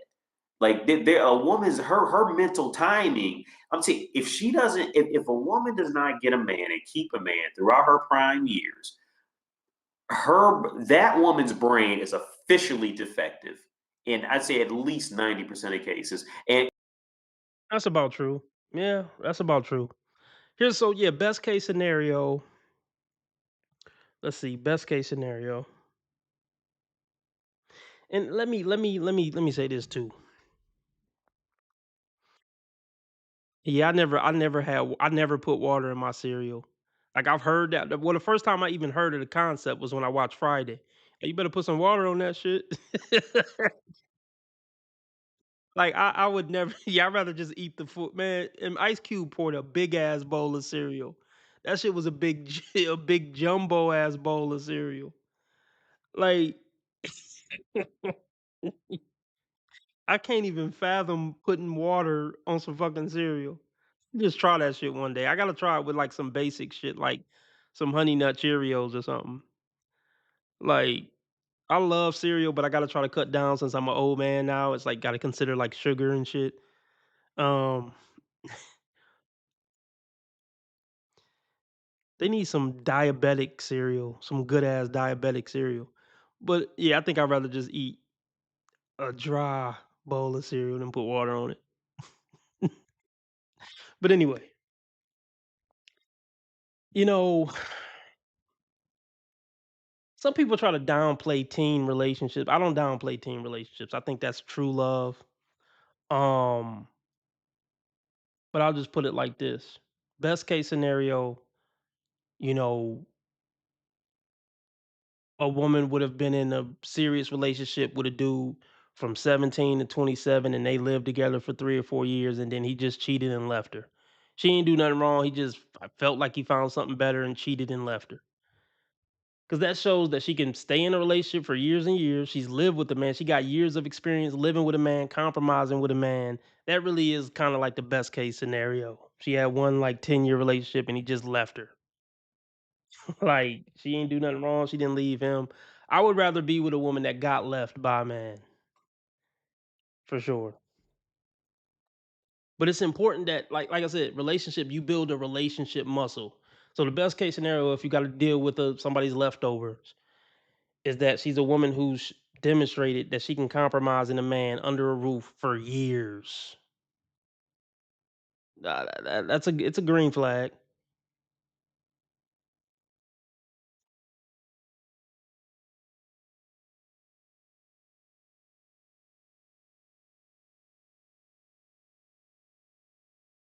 prime years, that woman's brain is officially defective in I'd say at least 90% of cases. And at least 90% of cases, once they've reached this point where they did not keep a legitimate man in a home and had some type of family setting in her prime years, if she did not do this in her prime years, she will never be able to do it.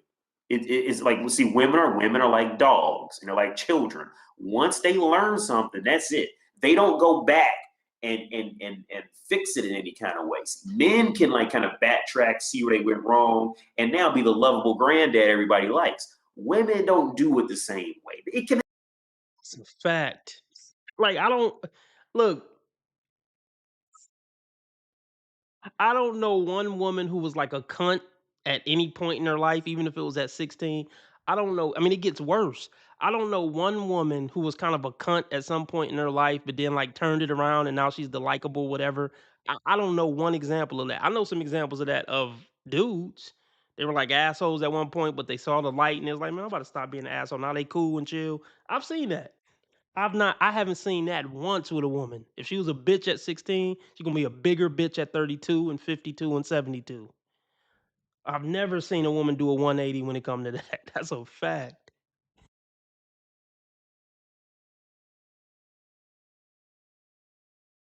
And fix it in any kind of ways. Men can like kind of backtrack, see where they went wrong, and now be the lovable granddad everybody likes. Women don't do it the same way. It can happen, but it doesn't happen anywhere near the same rate. Women they're not moldable creatures, especially after those younger years. They're not moldable creatures. And at this point, once those moldable years are up, they're looking for a fool. That's just the long story short of it. Because, man, like I said, the friends of mine who found their girls wives and they were under 25, the man. Here's the thing. There's a lot of ways we could separate women into different boxes. But here's the most important box when it comes to a woman having success in her dating life. Look, there's two type of women on the dating market. I mean, obviously we could break it up in a bunch of different categories, but here's the two biggest categories to me.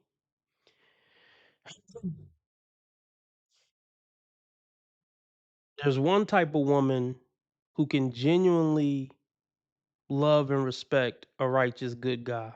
He's nice, he's respectable, he got good character. Um he's clearly a good person. Like he's just a good guy. There's no getting around it. Pretty much everybody that meet, oh yeah, that's a good dude. You have the women who could genuinely respect and get with that guy and pick him early and ride out with him, and then every other woman who can't. That's going to be the difference maker between a woman having success in the dating market or not. Did she pick and stick with a nice guy early? There's some women who genuinely are attracted to like good dudes. Like they're genuinely not attracted to like assholes. Though to me, those are the two major categories with women. The women who picked a nice guy early and stuck it out with him, and the women who didn't. Like those are the two main categories. And that's the deciding factor if you're gonna have a fucked up dating life or not.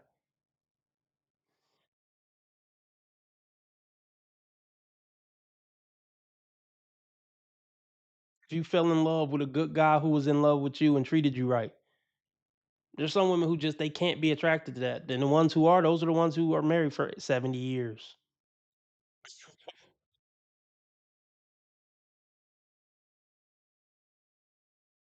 'Cause look, once you get on that bad boy carousel, you're done. I mean, that's basically what AD is saying. Like once you start getting in a couple situationships, a couple failed relationships with Chad, bad boy Chad, it's over. You're fucked for life as a woman. It's probably going to be a revolving door of men for the rest of your life.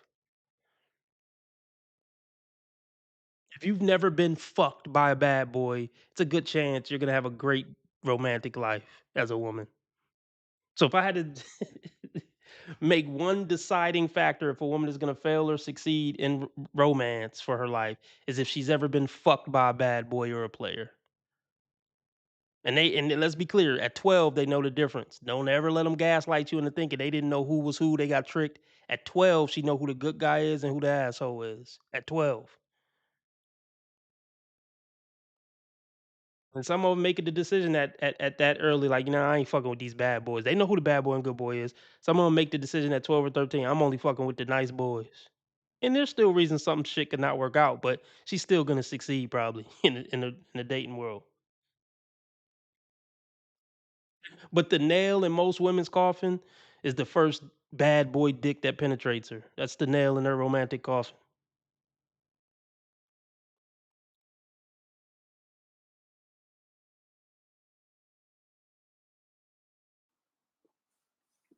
Because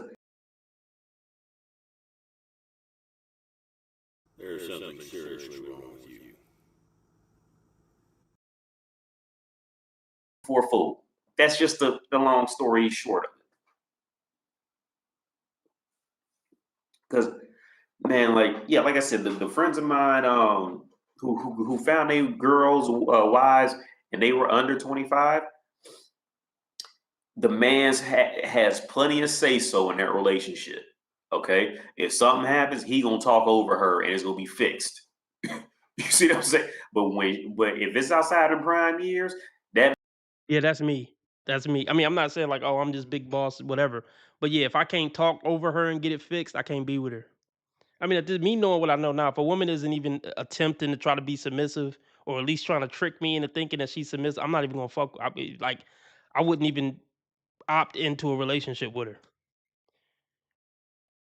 Like, and I would just let everybody know up front, like, yeah, I don't do the non-submissive thing. So if submissive turns you off, or the idea of me having authority over you turns you off, I'm not interested in anything serious.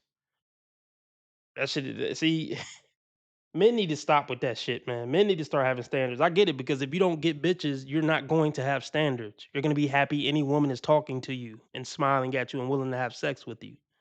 It's just biology.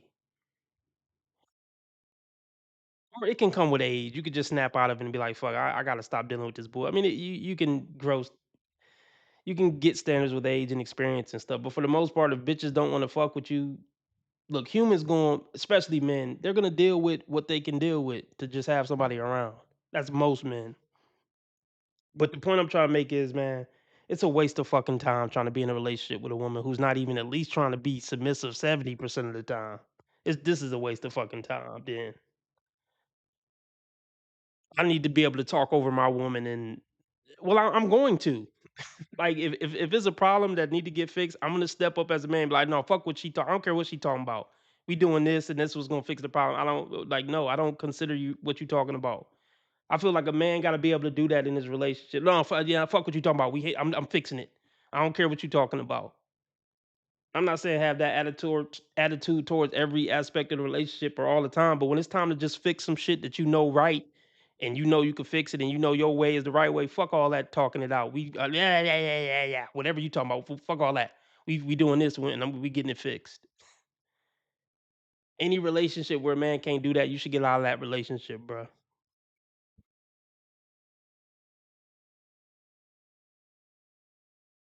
something happens, he gonna talk over her and it's gonna be fixed. You see what I'm saying? But if it's outside of prime years, that man's got to run away from home. He got to hide out in his friend's basement. And all this, it just never works. Because like I said, because right now I was talking to. I mean, I kicked that older one to the curb. I just deleted her. I just unmatched her because the older, like I just like it's that older like once they get older, man, it's like they okay, it's like once they get older. Now, okay, now in the type of women who I mess with, once they get older, it's like they've realized their purpose in the dating market has now plummeted, right? So now that they have to shift it to something, and it usually shifts to being a career woman, and that career man that just destroys them even more. It does. It just they're just destroyed. There's no part.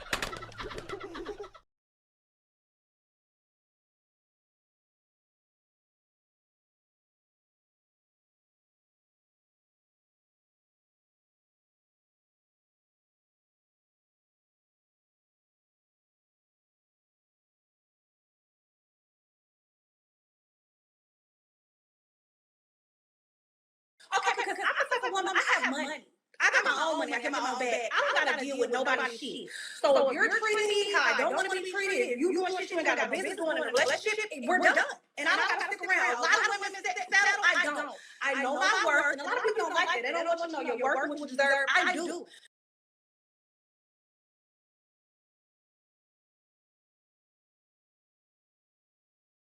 Who the hell wants to deal with a woman like that?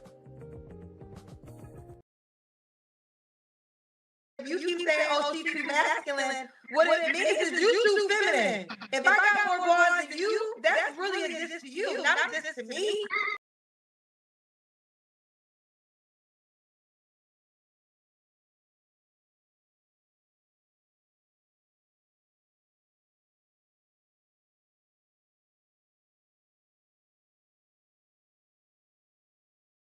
me say this. A lot of people think it's sexist, the whole like, oh, a woman should submit to me and I'm supposed to run shit. I'm the man. A lot of people think that's sex. A lot of men and women think that's sexist and wrong. Here's why it's not. Women, generally speaking, aren't mentally and emotionally stable people. Even if they kind of sort of, but just generally speaking, overall, they're not really mentally and emotionally stable. And they're not fully driven by logic. That's why men should run women. Not because men are evil, just egomaniac monsters, but it's because it's the right thing to do based on the lack of mental and emotional stability and logic in most women.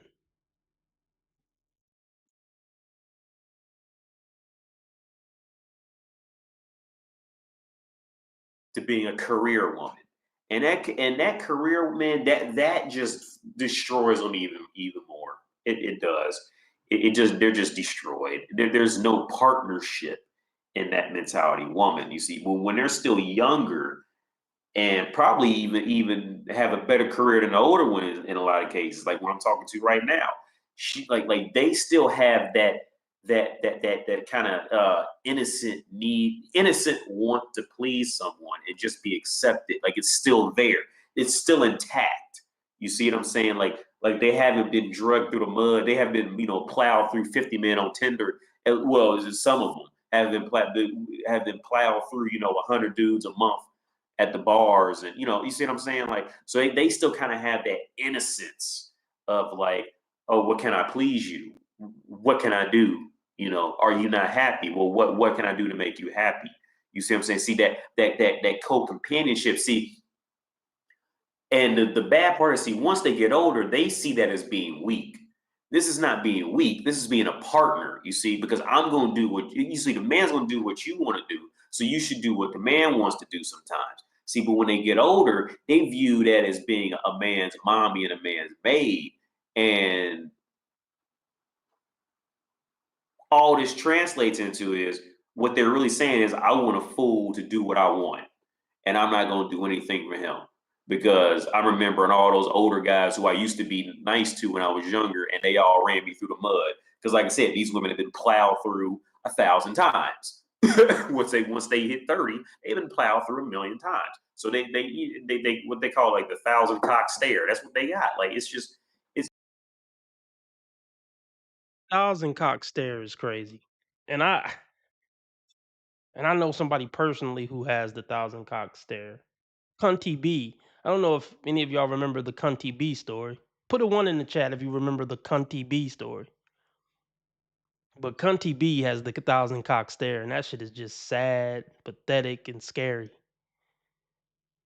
I wonder just wonder would a picture pop up if I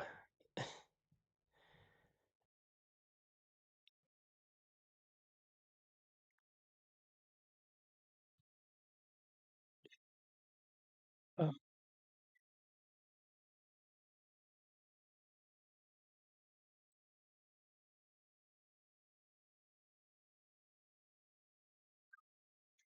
something bad could have popped up. Hold on.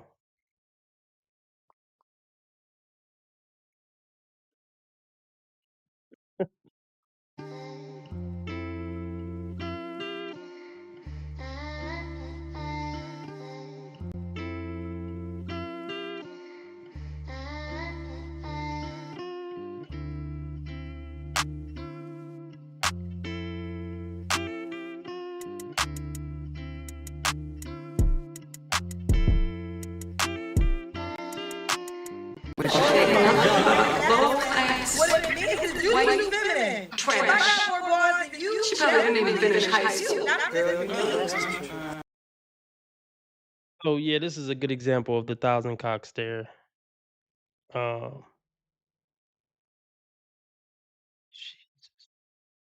yeah.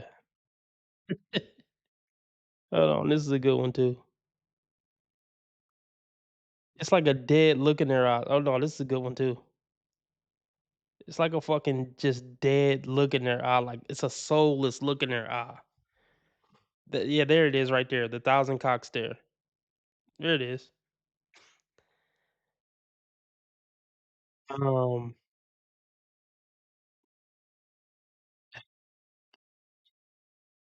She's about the age where she would have the thousand cock stare. Shit is sad. Look like they shrunk out on drugs, partied too much. Eh, The thousand cock stare is a dead, soulless look. That's really what it is.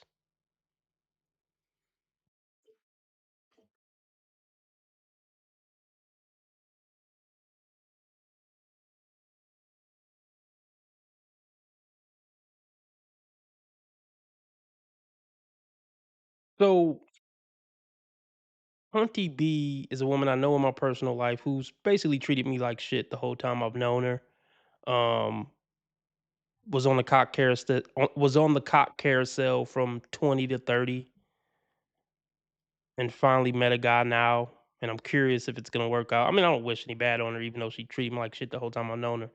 But I'm kind of curious if it can work out because you know my theory. If he was on the cock carousel from 20 to 30, you're actually, you know what's weird?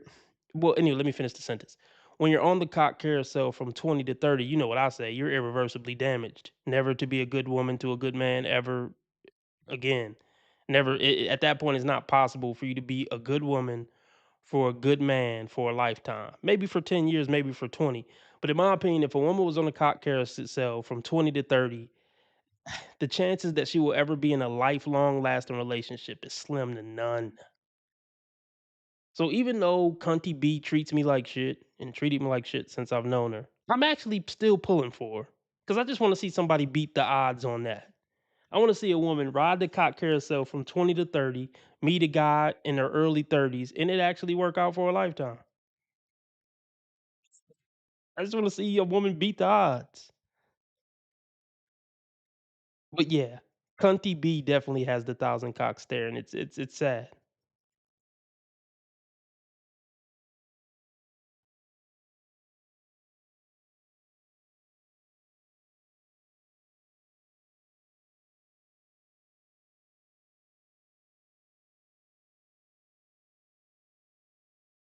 It's just gross. Like it really is, man. Like I just personally, I just have, especially if she's got a kid or she's over 30, I just have absolutely no patience for that. Absolutely not. I will dog her out to her face. I will tell her whatever. I would just be mean as every. I would just be mean to him. That makes him like you even more. But like that man, if I tell any man, like I tell close people to me who are in their 60s, don't. I wouldn't advise them to talk to a woman over 25. To be honest with you, I wouldn't. I wouldn't. I think it was what's the guy's Hugh Hefner. I don't know if this is true or not. There was a story Hugh Hefner has said. He said he was dating one of his Playboy models. Well, no, he was trying to date one of his Playboy models, and so he asked her on a date. And then Playboy model, she's like pauses and thinks. She goes, "Well, I've never dated anyone over the age of 25." And Hugh Hefner kind of laughs and goes, "Oh, but my dear, neither have I." He had it figured out. He had it figured out, and he held. Let's be real though. Let's be real. Look, I'm gonna just put it like this: 90% of men over 40 either aren't high value enough to pull a 25-year-old or wouldn't want to date a 25-year-old, or the social backlash would just be too much for them to even attempt it, even if they wanted and could pull a 25-year-old. So I get what he's saying. I actually agree with it, but it's not practical at all. It's not practical at all. Onto it. I'm not mad at him because, like I said, once they get over 25, that's when all that that's when all they grow too independent. And when they get too independent, there is no space for anyone else to do anything. Okay, except maybe the children she'll have. She'll give them the space, but like you are just an ATM pretty much at this point. If you get with a woman over, in most cases over 30. Like I was like, there's some who trickle through for whatever reason. Maybe she was like super focused on her schoolwork, or maybe she was younger, she was super focused on her career, and now she wants to be a legitimate partner in life. It does happen. So I'm not saying every case. I say, but between 80 and 90% of them are just complete trash. Once they hit 30, and they can't, and they've never kept a man around longer than a year. Because watch, and okay, in your personal life, look. Okay, so Cunty B, like Let me say this. These women who've been on the cock carousel couldn't keep a man around over 30. Some of them, they'll get with a guy and they'll genuinely try to be a good person and try to make it work, like genuinely. And they'll realize in the middle of the relationship, like, wow, I am fucked up. Like I'm fucked. They realize I'm fucked up from all the baggage and damage and partying. I am really fucked up.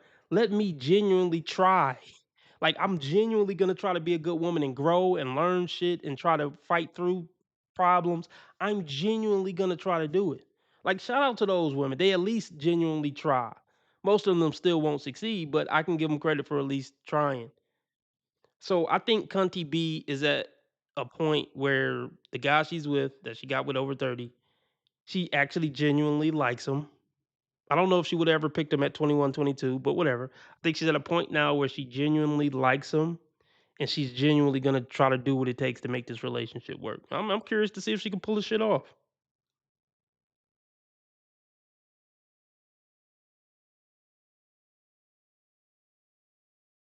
They hit 30 and they can't and they've never kept a man around longer than a year.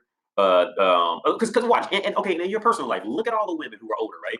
And I want you to do this. I want you to really start like taking legitimate notes on the habits of the single women, of the women around you, and the types of men they date, the length that they date men, the length that they actually live with a man, the length of time that the man is like consistently around.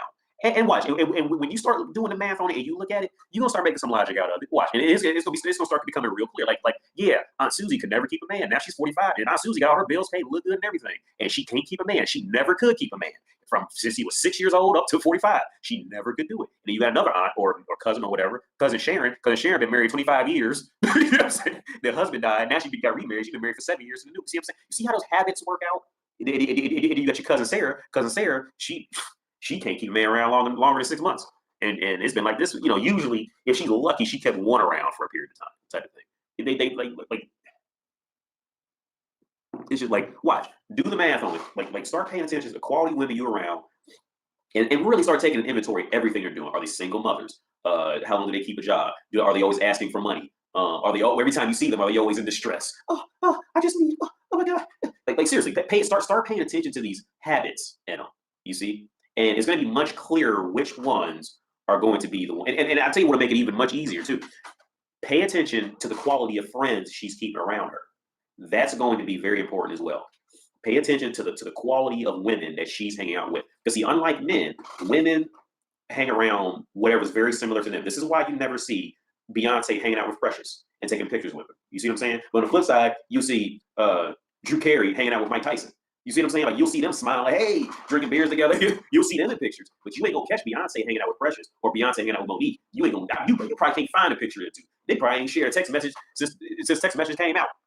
See, pay attention to the women that women are hanging out with. Watch that. You see what I'm saying? So like, what kind of career she has, what living situation she has. See, see whatever that is. See, whatever her friends are doing, that's what she is for real. She just might be hiding it a little bit, you know, because life may have, you know, blessed her with a little more things or something for one way or another. But at the core, that's what she is, bro. I'm telling you, that's what she is, like deep down. It just hasn't been brought out yet. See, because like I said, women don't. Okay, like let's say like a woman who works at like McDonald's, she ain't gonna be friends with a professional gymnast. Okay, they cannot be friends, and I'll tell you exactly why. Because it's how women think. If anybody's doing anything much better than that woman, her self-esteem is gonna hurt too bad, and she must run away. Okay, because a woman has to be the winner in her area of women, or like you know, she can't be too low. I should say in the area of women that she's in. But yeah, but the original topic, man. When they get over, I say 25 for real. But especially 30 is like an absolute cutoff. Just don't waste your time. Just, seriously, I would say this. Like I said, there are some good ones out there. There are some great ones out there at any age. But for the overwhelming majority of them, man, unless you like worked with them or something, or like y'all always knew each other since high school or something like that, like some abnormal circumstance. Unless it's something like that, like just don't even waste your time. Like just don't even waste your time. Because I read like articles that women write about talking about somehow how they feel invisible after 30. And I think that's the part I was looking for coming up. Maybe it ain't it. I had to find it later if this ain't it, but hold on. I think this might be the part I was looking for. don't even waste your time. Like Just don't even waste your time.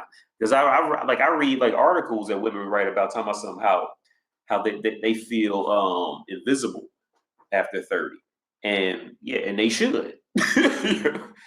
and okay, and the reason why I say it so bluntly is because this is how a woman women's brains don't pay attention to anything as long as they're winning, right? If a woman's brain is winning, then she don't care if the world burns down. See, and the reason why I don't care that they're invisible like after 30 is because of this. See, once upon a time, that 32-year-old woman used to be that 19-year-old girl, right? Now, that woman remembers when she was 19, and she remembers looking at 32-year-old women and going, ugh, she's old. Yuck. You see?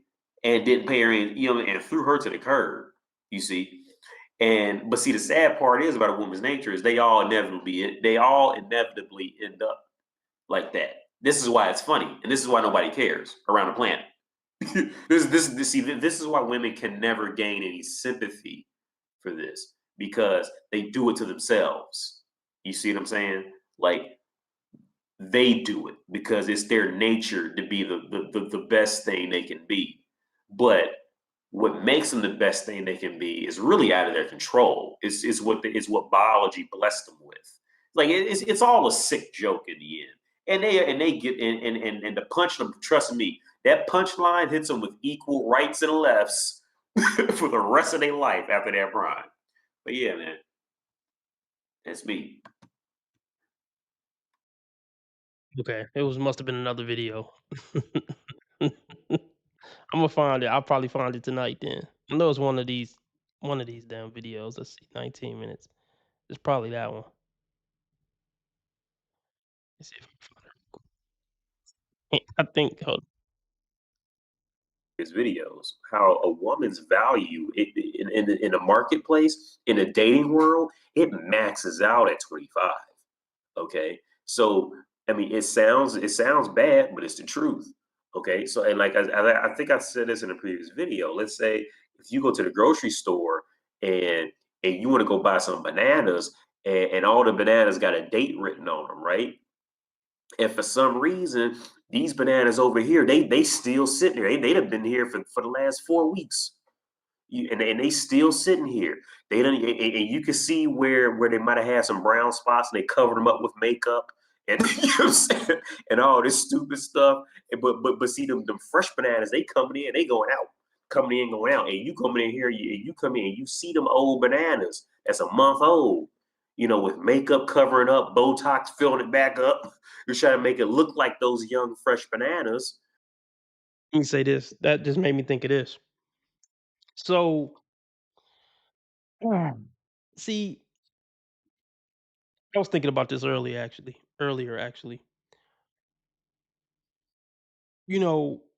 If you go to the store later today and you see some 5'1" balding dude. So yeah, if you go to the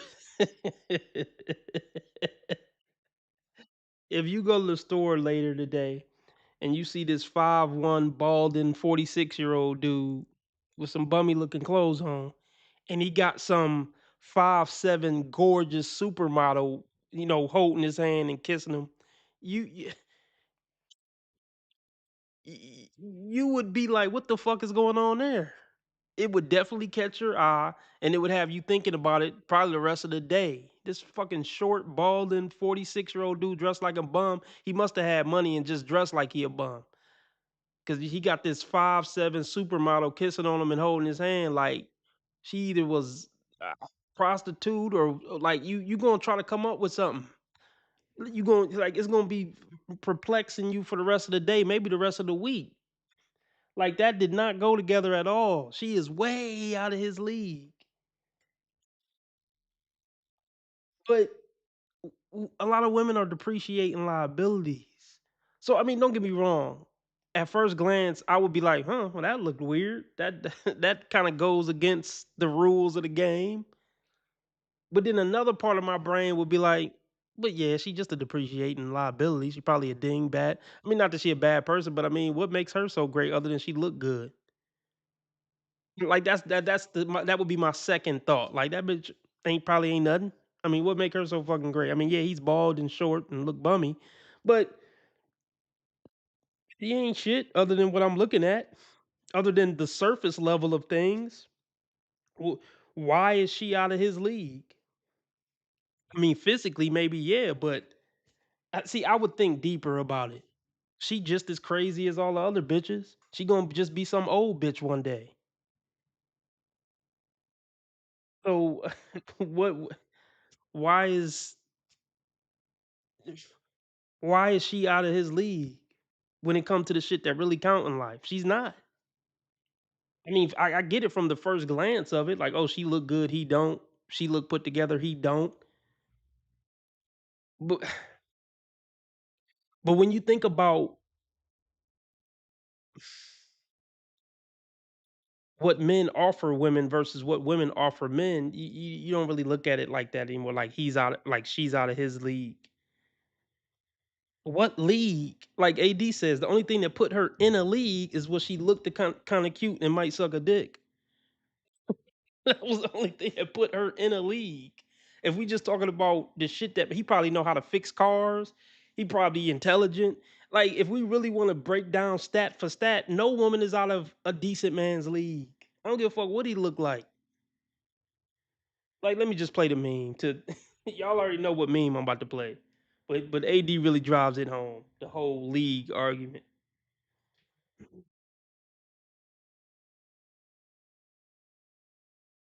This concept of I can do better, bitch, at least 85% of men who approached women were really out of the woman's league.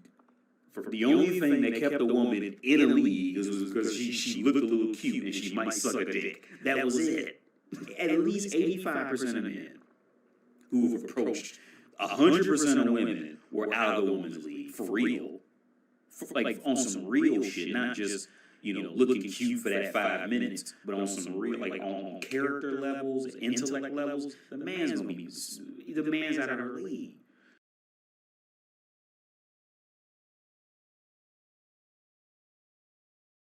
And your immediate gut feeling is, hey, something's wrong with those bananas.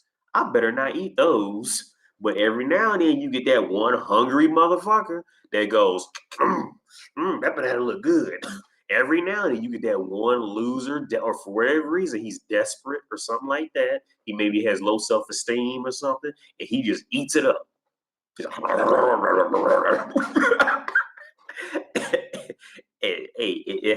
see, that's the guy that all of them is hoping for once they get over 27. Because see, the reality of it is they know that their max value, that their value tops out at around 25 to 26, 27, depending on the woman. Mostly 25, 26, 27. I mean, When do okay? Y'all can help me out. Y'all can help me out in the chat. Like, when do y'all think women universally realize, like, uh-oh, my value's going down? Like, I mean, it's easy to say 30, but I, I don't know, y'all. It depends on the age, obviously. I mean, it depends on how good she look. But okay, put this in the chat in the comments. What age do you think universally, on average, women realize, like, wait a minute, I ain't worth Chad and Tyrone no more? What age do y'all think that is when it hit them? Like, wait a minute, and they start really genuinely questioning, like, can I pull a top tier dude? I don't think I can.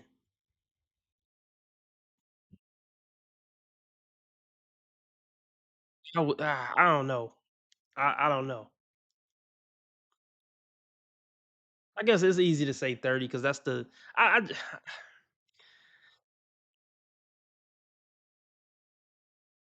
when they realize I'm not worth what I want. Like when they accept, like I want this, top 10% dude, but I ain't worth a top 10% dude.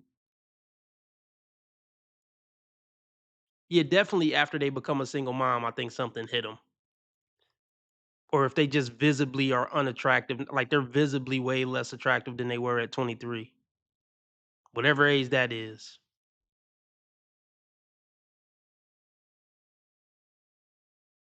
Depending on the woman, mostly.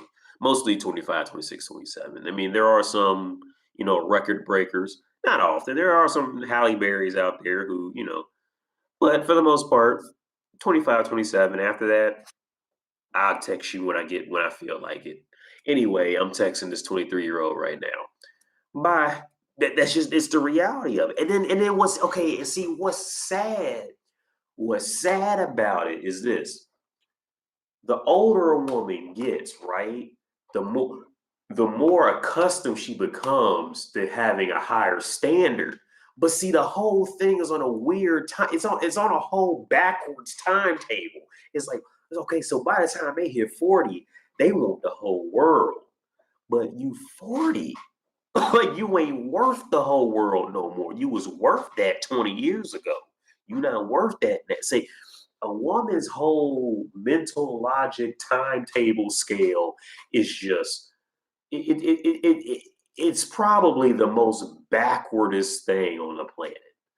In all honesty, it's just backwards. Like, so by the time they hit 35, they say, you better come up with XYZ. Like, you ain't worth XYZ. And they be bad. Like, it's so sad. But I'm glad. Bars. Like, it's so funny. Like their lifespan is a comedy show, to be honest about it, man. It's brutal to say, but it is. And it's funny. The reason it's so funny is because when they're on top, they don't care about you at all. You can literally roll down the street and die in front of them, and they will walk over you when they're in their top prime. That's what makes it so hilarious in the end. Like all of them, every model, every porn star, man, it is so funny. It's funny. I love it. But yeah, man, this is my first video from Europe. That's what I wanted y'all to see. I got to make that whole little minute rant. I mean, by the time they hit 35, they want it all. You ain't worth it all. You ain't worth that. They want X, Y, and Z. You ain't worth X, Y, and Z. Like, you was worth that 20 years ago. And even then, it's questionable. But all right, y'all. Let me get off here. Fun fact, I'm about to go record a song. Fun fact. A song I'm really excited about, actually. Really excited about. So, Lauren, I hope that I gave you your donation's worth. Yeah, the truth does hurt. But the sooner you're willing to accept it, the better. Um, Shout out to all the people watching on Rumble. Hit the like button on your way out, Rumbleites. I'll be back tonight between 5 and 6 Central Time ish. Join the membership. It's only $5 a month to get exclusive content. Follow me on Rumble if you haven't already, because I can get kicked off YouTube any day now. Check out merch, link in the description. And I'll catch you guys tonight. Hope to see you there.